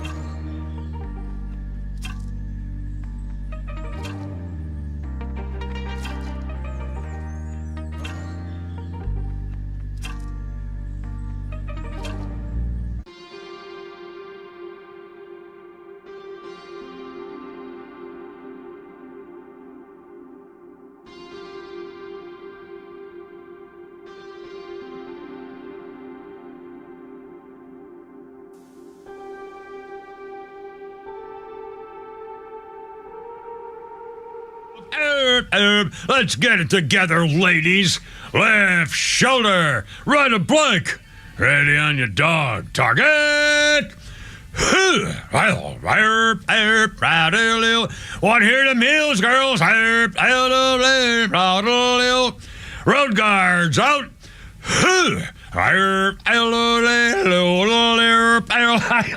Stand by. Look out, it's only me. Don't be scared, it's only the Kimmer. They haven't killed me yet. I'm looking for them when they try. 504. Any new update on looking for the scumbag who threatened my life the other day? I haven't seen him yet. Better have a long scope on that rifle. Anyway, 504.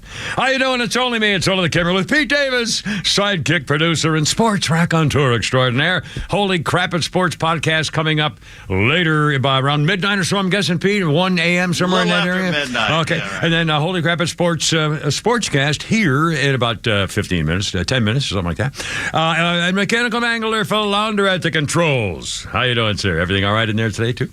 I've had a very Just fun... peachy. A very fun...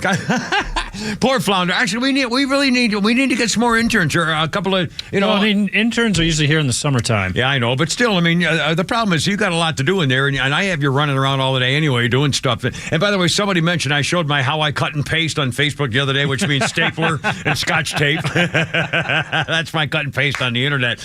And someone said, "Gee, why don't you just take a picture of it and have Flounder print it?" That's what I do. I do that every day, every morning at 6 Every o'clock. text message. If there's a story, what Kimmer does is he'll take a picture of the story and just send it to me. And you go find it. I get it. Well, I don't have a printer. If I could figure out how to, and again, then I have to get another computer and the whole, I mean, it's too much. I can't, it's just too much. Anyway, you're just not a fan of technology, though. I'm sorry? You're just not a fan of technology.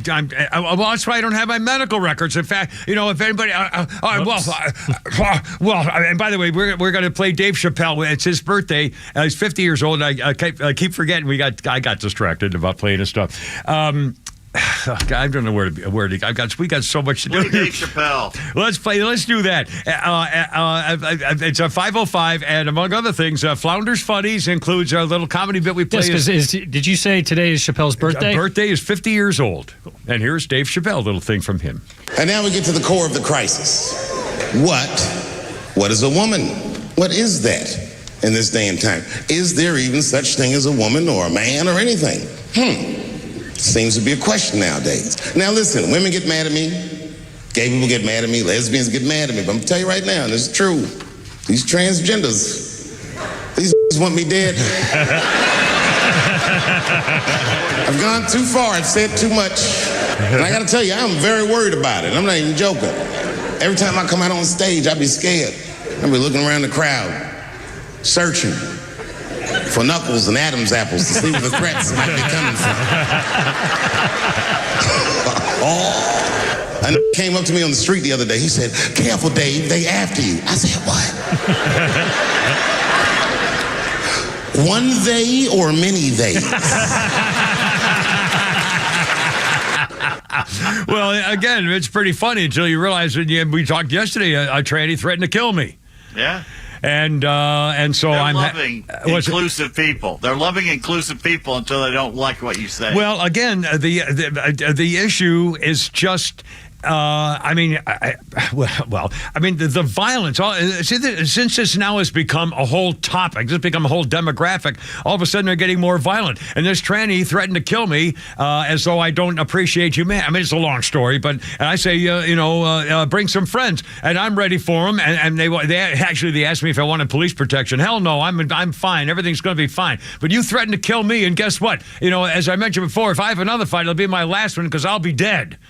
I'm wearing a pacemaker and I've had cancer and a heart attack, and I got nothing to lose. So, and I don't mind dying, and I sure don't mind killing. So, you these freaking trannies want to get violent. You're asking for it. I mean, we're not. I don't care about you. We're not afraid. We don't care about you. It's not a thing. You're not our enemy. We're not trying to eliminate you. You're trying to eliminate gay people. You're trying to change them into trannies. Come on, stop. You're the ones causing the problem. We don't care about you. Stop it. Mind your own business. Wear a dress. Have fun. Go to work with lipstick on. I don't give a crap. You're just, why do you have to be violent about stuff? You try to kill me, I'll freaking, respond that way. Cameron. My God. It's just like multiculturalism. It only Jesus. works one way. Well, and in fact, I wasn't even going to bring this up, but I've got it right here. I've been holding it on for a while. Hold on, I've got my thing here to read it. And I think we got a call. Hold on, I think that's Christian. Hold on a second. Check this out, first of all. And I promise we'll get back to the debate and Trump and all this stuff. Here's a Dear Abby. I'm not making this up. All of a sudden, this now is a thing. Dear Abby, how do I convince my liberal parents that my bisexuality is not a phase? I'm 16 and I just came out. My mom told me she'd had a gay phase too. I don't want a conflict, but I'm also pretty hurt. How do I convince them to take me seriously? Bye, girl in Pennsylvania. Your mother was not trying to hurt or diminish what you told her. In fact, she's told you something important about herself, that she too has been attracted to both men and women. Don't waste your time trying to convince her of anything. Live your life authentically and you'll be just fine. All of a sudden, Dear Abby is now doing troubled 16-year-old girls about their gender and their sexuality. All of a sudden, that's just now Dear Abby used to be, which fork do I use at the dinner table? I mean, holy criminy. Well, let's don't slut shame the sluts. As Norm MacDonald says, yeah, we need sluts. I got no problem with sluts. In fact, I could use 8 or 9 of them right now. I'm free this weekend. Her mother went through a stage. It's obviously she's going through a stage. Now, that stage may last the rest of her life, but she should listen to her mother like, well, wait a minute. My mom did that and went through it. Maybe at 16, I will do the same. Yeah, I know. Again, we brought this up because we played the Dave Chappelle bit, and again, the guy yesterday threatened to kill me. Last night, threatened to kill me. So anyway, you're going to get what don't poke the bear. Anyway, it's not transphobia. Nobody's scared. Phobia means fear. We're not, that's not the issue unless you come out trying to kill us. 510. Is this a call we want to take Flounder down for a thing, or we got some? Hold on for a second. Where were we? Can I do one quick thing? Speaking of, I put on Facebook and Rumble and YouTube. A very sweet thing happened to me today coming into work. I've been kind of cranky, and I was yelling and screaming. A guy wants to kill me, and they're taking it seriously. And I told the staff. By the way, the office here. I said I want to go get him. I want him charged. I want him criminally charged, civilly charged, whatever. I'm not letting it go. Now, we're going to talk about it, but that's what I told them, and they said they'd be fine doing that, so we're going to go get him. Anyway, coming into work today, 10 feet from the door, all of a sudden this woman comes right up into my face, and says, "Thank you for your service." And I realized when I'm outside, I'm wearing a hat. In Marine Corps, we call it a cover, and it's usually got a USMC of some kind on it. And she just came right up to me and said, "Thank you for your service." And I was so startled, and then I realized, and I mentioned to her, and I actually did a selfie with her explaining this and how touched I was. For some reason, last few days, like last week, more and more people, for some reason, are coming up to me and saying something like that. And whether it's, I had an uncle who was in the Marines, or it was just, they're just making a point of it. And I don't know what I don't really understand, other than maybe all this division, and now with the politics and the people running, and they're trying to go back to kind of a basic thing. I don't know. I was touched. I was really touched by it. I think people can sense when the end is near.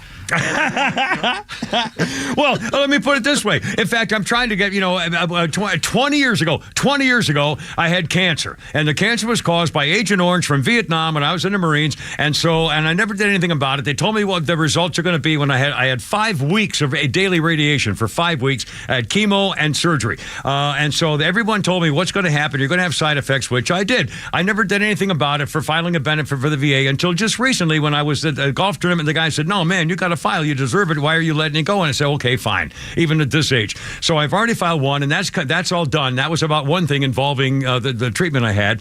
The other one involved something that was a result of the radiation, involving something that's infected me the rest of my life. The problem is I called Piedmont Hospital again today. I've been doing this for a while, and I tried to get a hold of somebody to tell me where I can find Dr. Fred Schreibalt, who was my radiologist. And now when I look him up, he's and this was 20 years ago, so he's probably been retired for 10 years. But I'm trying to find a Piedmont Hospital. They sent me to the radiology with Dr. Fred Schreibalt, which was called Piedmont Radiology, which is no longer there. Now it's like Piedmont Physicians Division of so-and-so. I'm going, no. And they say, "Well, we don't have you in our records." And by the way, the records, if they're more than 10 years old, they're probably gone.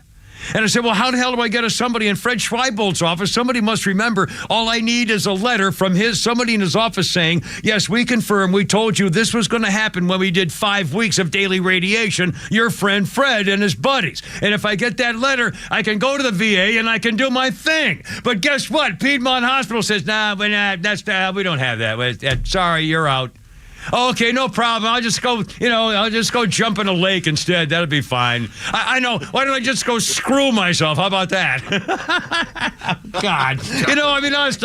Sorry. I'll stop. That's it. I just had to get it out. So anyway, if everybody knows Dr. Fred Schweibolt, tell him he was a great guy. I loved him as my radiologist. I thought the world of this guy. And now I can't get a hold of him because they said number no longer in service. There's no such place. So anyway, if anybody remembered him, my regards to Dr. Fred Schweibolt, and thank you for trying, and screw you, Piedmont Hospital, 514. But you can eat me.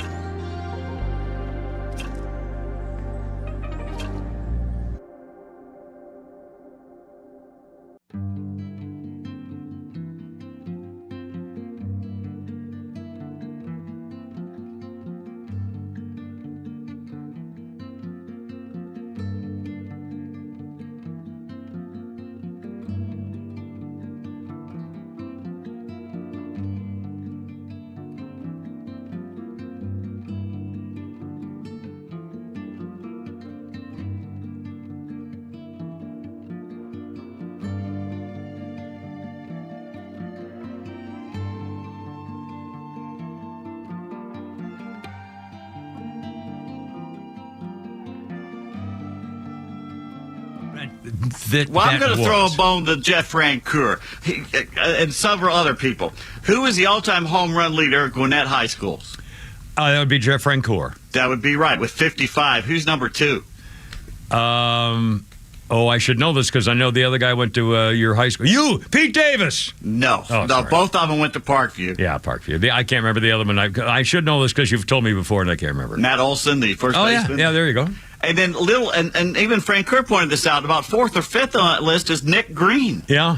That's right. That's pretty good on there, yeah. I'll be darned. They're off today before beginning a long West Coast road trip in San Francisco tomorrow, and they're probably looking forward to it. Cooler weather. The high in the Bay Area tomorrow will be 68 degrees. Yeah. The high Saturday forecast 100 here in Atlanta. 100. Yeah.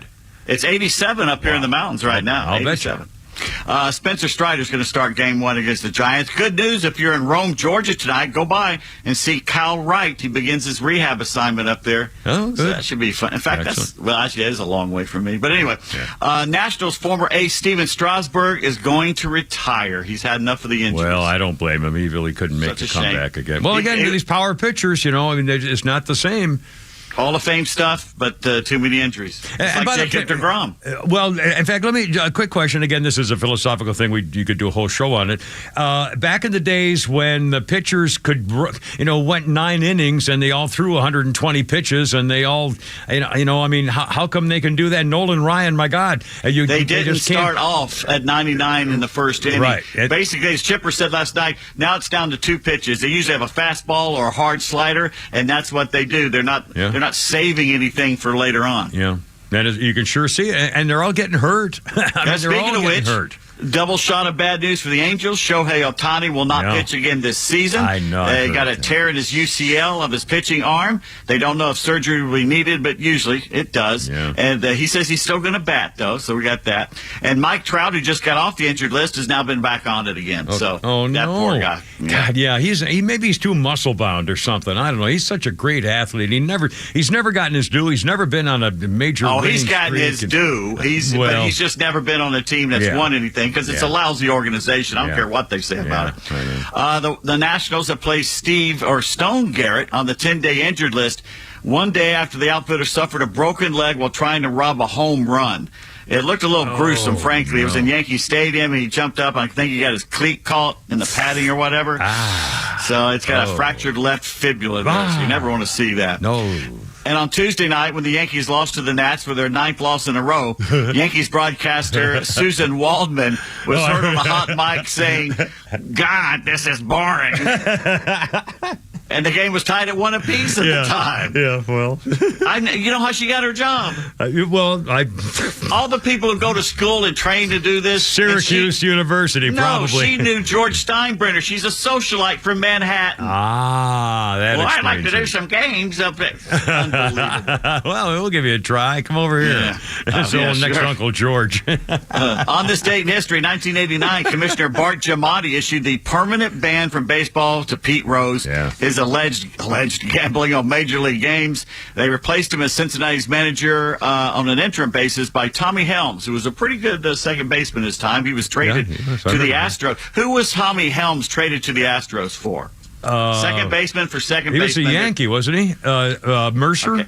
Okay, I just pointed out we're talking. Okay, this is another Glenn. He was a Yankee, wasn't he? Glenn Campbell playing guitar for the Beach Boys. I haven't mentioned the Yankees for 5 minutes now for some reason. No, I'm talking about the Reds. Oh, I'm sorry. Well, Tommy Helms and Lee May were traded to the Houston Astros for. Who went from the Astros to? I don't know. I'm sorry, I don't know. Joe Morgan. Oh, I'll be for the Cincinnati Reds. Well, there you are. They were all good great players. Trade that was. Holy cow. It was. Falcons have their 3rd and final preseason game tonight at Mercedes-Benz Stadium against the Steelers. I guarantee you there'll be 4-1 Steelers fans in the stadium because there was more Bengals fans, I think, last week in there. But I got to say that I'm so tired. This is the old trope from all the broadcasters. Boy, those Steelers fans sure do travel. Are you telling me that 20,000 of them got on a plane or drove down? No. They live here. That's where they live, yeah. They live here. Nobody's traveled. Maybe 3,000 people most travel anywhere. Yeah. They live there. They're not traveling, idiots. That's just my opinion. Welcome yours. By the way, you do not get a chance to go watch the Falcons practice this weekend. It's so damn hot, they're moving indoors. Yeah. It's going to be hotter than a jalapeno's armpit this weekend, so they're not going to do it outside. No, they play tonight, right? That's I think I just said that. Oh, I'm sorry. I thought you the said sports started practice. at 5:20 there. Yeah. Show starts at 3. 3:15, 3:20. Billy Napier is entering his second season as head coach at Florida, but a major college football writer says he's not going to be there next year. Ooh. Stuart Mandel, editor-in-chief of The Athletic College, says his predictions, Napier will be fired this year after going 3-9. That'll do it. Florida? That'll probably do it. If this true, that puts the Gators into the territory Tennessee occupied for quite a while after they fired the great pumpkin, Philip Fulmer. Yeah. They wandered in the desert for many a year after that. And speaking of Coach Fulmer, he had surgery up in Knoxville. They don't say why. He's in the hospital for a few days, so prayers up for Coach Fulmer to make a speedy recovery there. Yeah. And former college and NFL head coach Urban Meyer says one look at Georgia and Michigan schedules should tell you that we need an NCAA-mandated national schedule for all of college football. Oh, he doesn't like their schedule, does he? Good luck. Good luck doing that, my friend. Plans for the start of the FIBA Basketball World Cup in Okinawa, Japan, unaffected today after a North Korean rocket launch prompted an alert, which caused them to evacuate. Luka Doncic said it was a little scary when the sirens went off, but fortunately the rocket did what most of Luka's jump shots did last season. It fell harmlessly short of the mark. Oh, wow. Ouch. Sorry. And in quite possibly the most Australian video ever made, not involving a kangaroo or a man shagging a sheep, a surfer was filmed catching a wave into shore whilst a small shark rode on the front of the surfboard. The shark was dead, but that didn't stop it from riding into the beach on top of the board. And this just in, they've made that poor Spanish guy resign for kissing that girl on the lips. Oh, my. Now, did she ever say anything? I think now they probably they goaded her into it now. They probably goaded in her. I think I heard something. Either her or another girl is coming out saying she's embarrassed or something's going on. So I don't know. They threatened her or whatever. They did. Okay. We all can agree it was wrong. Was this the coach or the administrator? It was the coach we're talking about, right? Grabbed her by the face. No, and kissed. I think that's that was the administrator. Yeah, it was like the head. The coach is the guy who grabs the breast. Yeah. He was feeling her up, or maybe not on purpose. But the guy with a kiss. I mean. But again, it was a celebration, right? You know what she should have said? Yeah. No to kiss. No to kiss. No to kiss. Tell me what year I can tell that story again, dude. That's one of my favorite stories. That'd be 2030, my Losing friend. my virginity. It's one of the great, my Mustang losing my virginity story. I think that's how an many R.E.M. people song. have a story like that? That's an R.E.M. song. Anybody who lost their virginity. And a Mustang in Canada. Okay, Flounder, what's your lost your virginity story?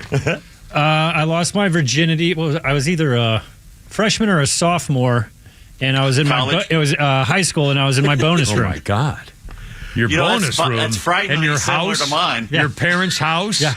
And this was a high school friend of yours? No, it was my girlfriend in high school. Yeah. So, okay. But wow, that's young. They were both. My dad was at work, and my mom was gone for the afternoon. Wow. Holy cow! That's frighteningly Pete similar David, to mine. you were like 13 or something too, Davis. The statute of limitations is not yet. My Bull Schwartz, you were like 9 or 11 or something. I can't tell the story because I'm ashamed to this day. Yeah, right. Well, okay, I'll tell it because everybody's dead. Everybody's dead. Well, there you are. Well, I guess I shouldn't say that because not everybody is. Well, dead. we're now admitting that you were very, very young, and obviously it was a case of a woman seducing you because you weren't empowered at the age of 13. No, she was a year or two younger. Oh well, there they go. I don't know if I think it was. I'm not going to say how. Well, now remember in Georgia. Well, many the problem years is ago, her father was in the garage of the house fixing my car. I remember that while you were diddling his young daughter. Yeah. Now remember, back in Georgia, you were actually able to feel up a girl at the age of 14. Yeah, back in the day. That's true. That's right. You could do almost everything. I think she was. I'm not Yeah, gonna about say. 14, 15. Yeah, there you go. No, All right. she was not 14. 15 or 19. 7, 19, 21, 20, 16, 16, 17. Let's stay with 16. Oh, God, are we? I was 16. I was 16. You were 16. She was 14. I was. Isn't that from 6:50. My Fair Lady? I don't know. Anyway, no, hold on, Christian. We're going to have our energy. We got late with entertainment with Christian, but it's already fine. Now, do we have time for Christian now, or do we have to go we can hard take break? Christian real quick. Christian, thank you for waiting. You're on. Let's put him right on the radio. Christian, thank you for waiting. You're on the radio. Welcome aboard. What's up? Hold on, Christian. Hey, is this Yes. Chris Timber? Yeah. Yeah, sir. Yeah. Yes. Godfrey wants to have a joke. And Gilbert Godfrey wants to have a joke? Okay, go ahead, sir. Yeah, Gilbert. Let me tell you something about the motorhome who ruined my life. All right, sir. There was a motorhome who parked into my favorite parking space, and I was furious. Yeah. I went in there and sued the motorhome for what he parked into my favorite parking space. And then I told him to go yourself and remove that motorhome away from my parking space. And he said no. He said no. Oh, at the time, the clock, yeah, what a horrible pun. We missed it at 5:31. Oh, well, more coming up. That's really...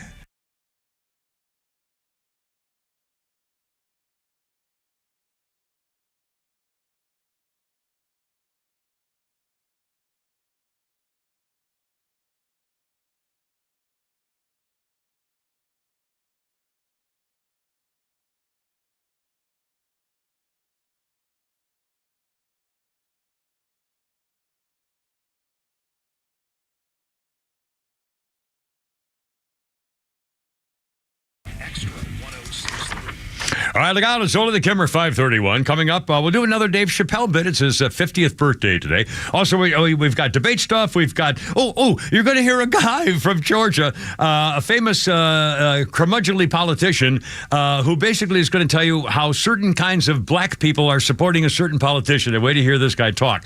But first, I'll be talking with you about my buddies at Atlanta Safe House. In fact, I suggest this. Go to atlantasafehouse.com and check out what they have to offer. There's a product line there, and you can see those great big beautiful safes from Browning and American Security and Fort Knox and stuff. I bought a couple of those babies. They're the top brands in the world for that matter, and they deliver them right to you. They can bolt them in right into your concrete floor in the basement or your garage or whatever you're looking for.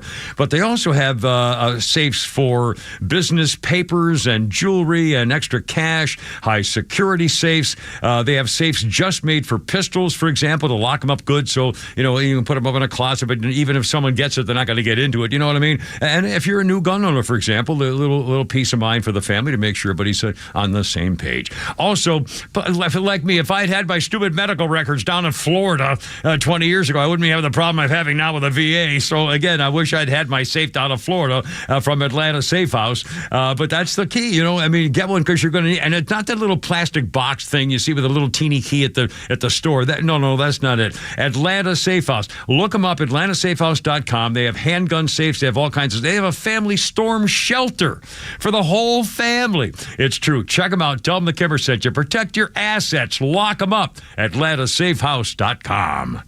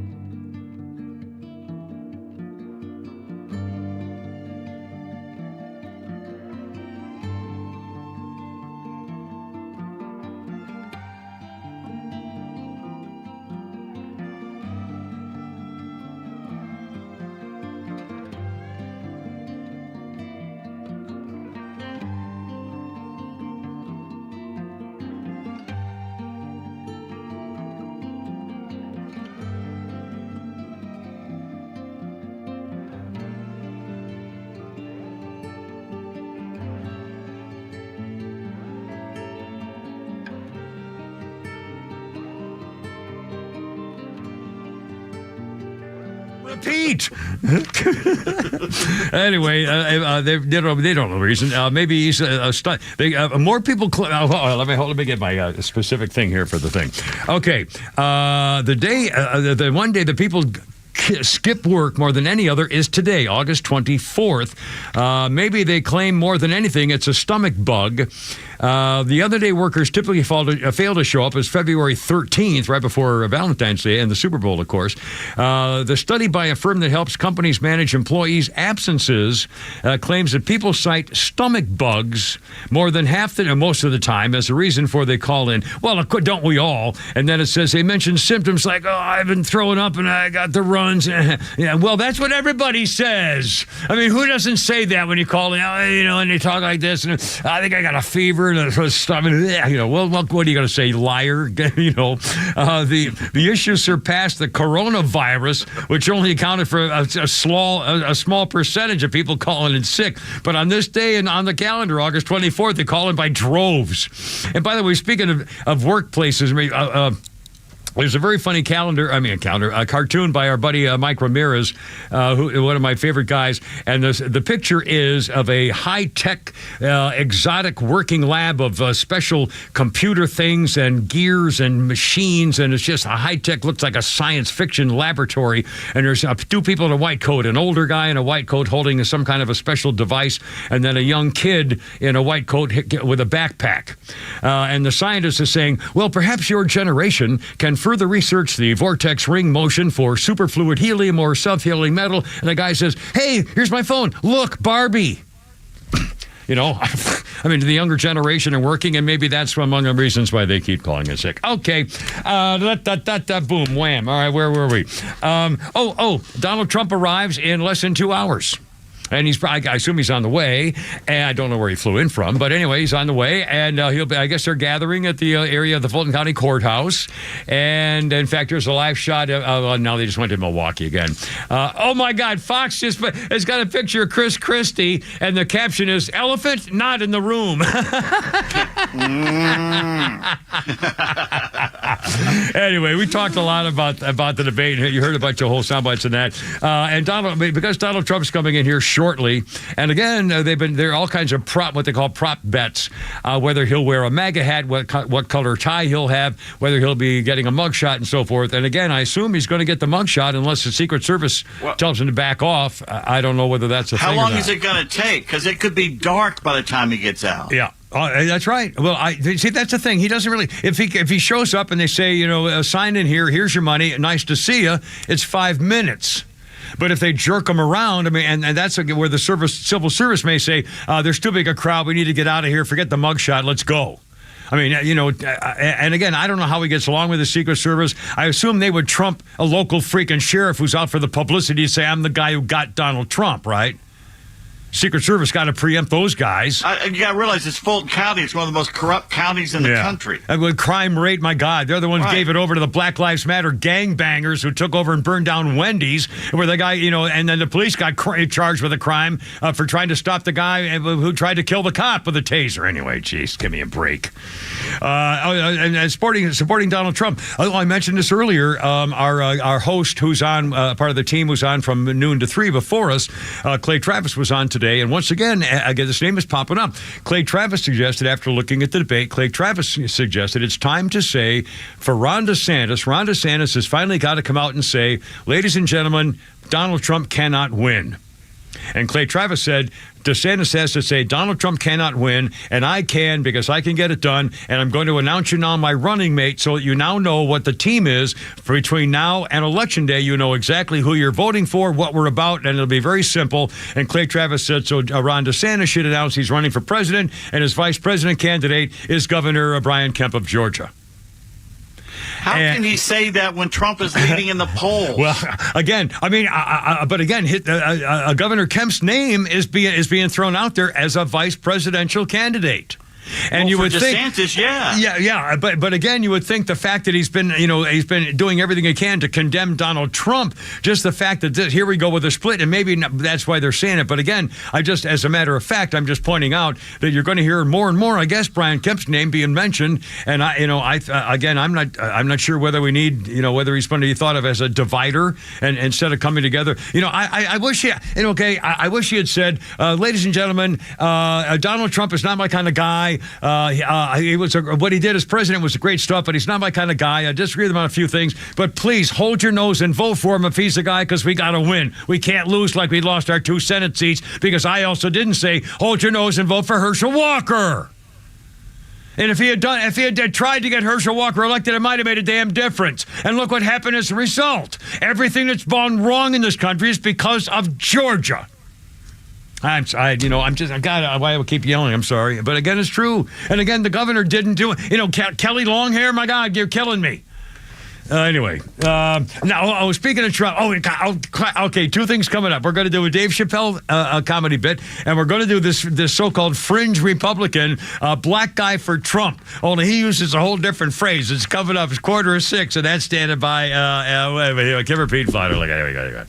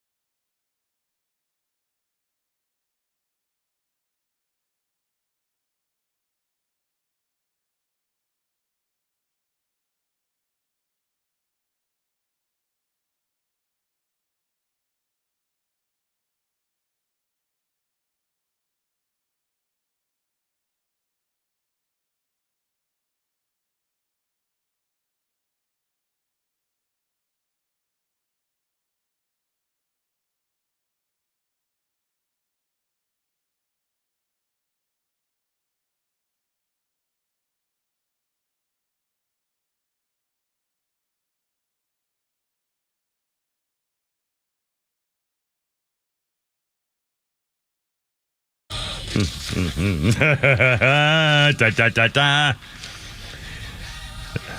Holy moly. You can...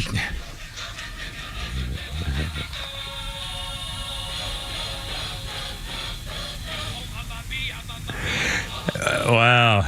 You got to give credit to them. I mean, this is a whole bunch of music. I mean, this is serious music they're playing here, you know, the harmony and the chords and the... 1975, Queen started recording, and check this out.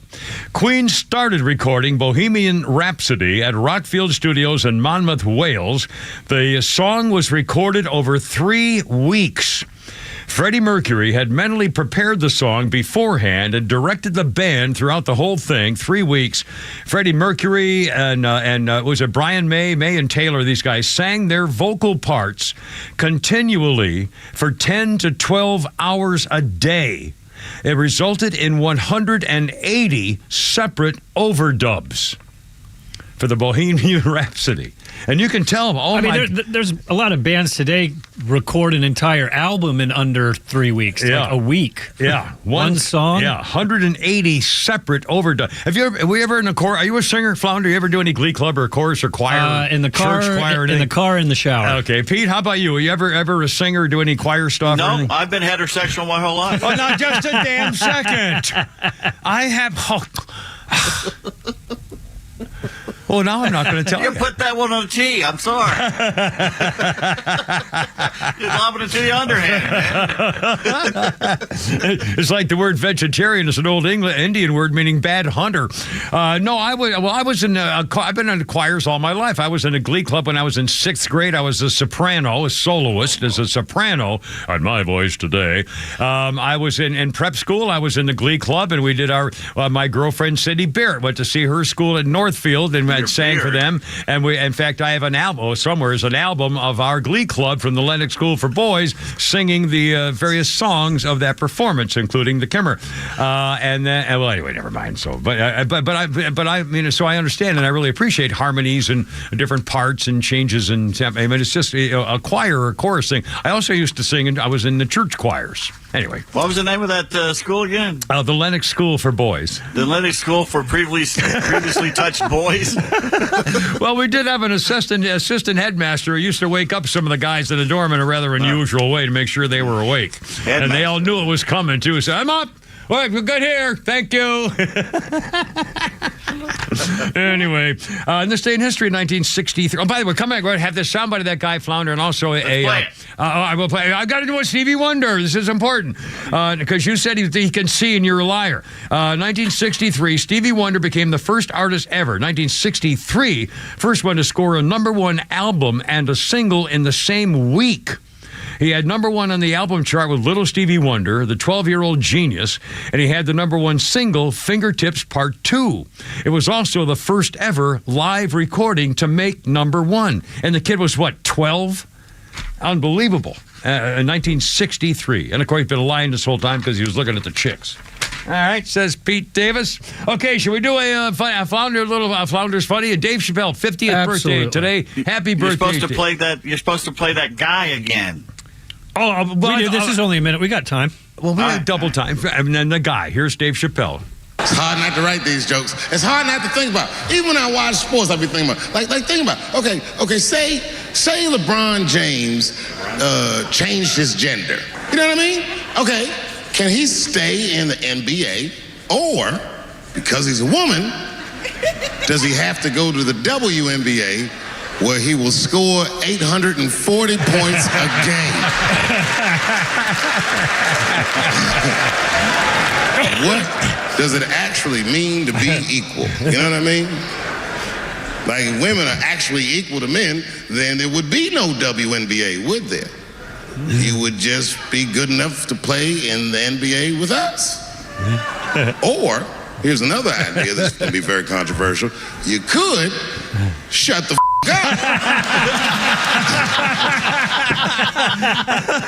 Dave Chappelle, 50 years old today. And again, he turned down $50 million and then came back and made $60 million on Netflix. So anyway, one of my favorite comedians. I've got probably 10 of his shows on my DVR record, saving, what do you call it, history thing or whatever you call it. By the way, Pete, a little historical, what do you call it, baseball note here. On this day, 1975, Davey Lopes of the Dodgers sets a major league record, stealing 38 bases in a row without getting caught, just for the record. Now, here's this guy. There's a guy named Derek Gibson, used to live in New York. He ran for governor. He's kind of a curmudgeon and a troublemaker guy. And he's now in Georgia, and we have some sound bites of him being interviewed. He's a black guy, and you'll find out, you can tell it in a minute, wearing a very provocative shirt, which basically is sort of an acronym for Black Guys for Trump, only it's sort of like Sousa's for Trump. And he's being interviewed by a white woman, and this is how the interview goes for Donald Trump. Pretty funny. I'm here to support President Trump. You want to know why I'm here to support President Trump? Because they done did black men like this for decades. Make up charges and put them, so I know Trump is innocent. I support Trump against this corrupt, two-tiered justice system. That's why I'm here to show my support as a black man for Trump. And I'm wearing my shirt for Trump 2024, and I mean that. What do you think about the indictments? Oh, it's a bunch of bullshit. It's going around the country. You know, Fannie Willis, she went to school with my sister. She full of shit. She was full of shit.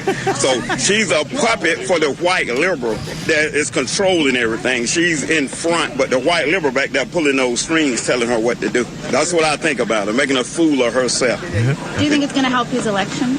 Of course it is. It's going to elevate him all the way. I think we should make Trump king. That's how I feel. Yeah, Trump for king 2024. That's actually my URL. I own that URL. You own that URL? Can I get your name? Really? She wants his name. Oh, my name is for Trump 2024. I can't Derek write Gibson, former candidate. I'm a former candidate for New York State Governor. Derek Gibson, look me up. She says, I can't write that down. She put up all the other cussing, but not that. Yeah, she did. Pretty funny. And by the way, President White Trash is getting mocked because when they asked him about the plane crash that killed Yevgeny Prigozhin, the founder of Russia's Wagner Group, challenging Putin, and I assume they shot him. Putin shot him down, but they're denying it. Anyway, killed in a plane crash, a major thing involving the war in Ukraine, and they asked Biden about it, and he said, well, I don't know for a fact what happened, but I am not surprised. There's not much that happens in Russia with Putin not behind, but I don't know enough to answer right now. I've been working out for the past hour and a half. Yeah, she was doing Pilates. Yeah. So he was busy working out. Biden working out for an hour and a half. With that, a rector said. Anyway, as some of the reactions. He's too busy on vacation to be attentive to major world events. Working out means lifting ice cream to his mouth over and over. Midday on a Wednesday, the country's going to hell. Joe Biden's working and having a smoothie. Never back down, guy says. The guy from quoting an Anchorman scene. Oh yeah, it's a deep burn here. Oh, it's so deep. Oh, I can barely lift my right arm now because I did so many curls here. I don't know if I can hear me counting over 1,000 curls right here. And then the poor Secret Service, it's like watching a toddler outdoors. What a great way to describe it, because you're afraid he might do something. You know, you're hoping he's not going to hurt himself, and you're watching, no, over here, no, over there. Oh my God, what a great way to put it. The Secret Service like watching a toddler outdoors. He's on his second vacation following the earlier vacation, between which he went to Maui to pretend that the ground was hot. Yeah. Floor is lava. Yeah. Holy smackaroonies. And by the way, Pete, this won't bother you at all, except philosophically. Joe Biden, President White Trash's pants on fires, a new alcohol czar, a health czar, has slipped with an interview with the Daily Mail saying, we might have to revise our entire alcohol policy in America to advise people to have 2 drinks a week. 2 beers a week. Dr. George Koob wants us to. Canada does that. He says you can have 2 glasses of wine per week, 2 shots per week. They want to control every aspect of your life. Yeah, and they're now saying, well, now all of a sudden we're talking about this. A little bit of alcohol affects 60 diseases now. Aside from stroke and cancer and liver, of the cirrhosis of the liver, it now can affect things like breast cancer and cataracts and gout. And so we really are not to cut out all this alcohol. To a we. It's okay, Kimmer. We still have Relaxium. Go to sleep-a-rain. Relaxium. Comatosalum. Can I say a goodbye? Please do. They tweeted out today, Taverna Plaka, the Greek restaurant on Cheshire Bridge for the last 20 years, a wonderful place, is closing its doors. Oh, I'll be there. They don't say why. The last time I went in there, we ended up going to Tattletales, and I beat the hell out of a pervert in the parking lot. So I remember that story. Tried to hit your girlfriend. He pinched her breast as we were walking in. And the cop watched you. The cop watched me beat the hell out of him. And said, you want me to do anything? He said, no, I got it. As he's beating the crap out of this guy who touched his girlfriend's boob. Well, duh. He's lucky he didn't get shot. Oh, I love it. Anyway, boys, God bless America. Flounder Pete, have a great day. Tomorrow we do it all over again. Hoorah, Semper Fi, I gotta go. You're killing me. Herp, look out.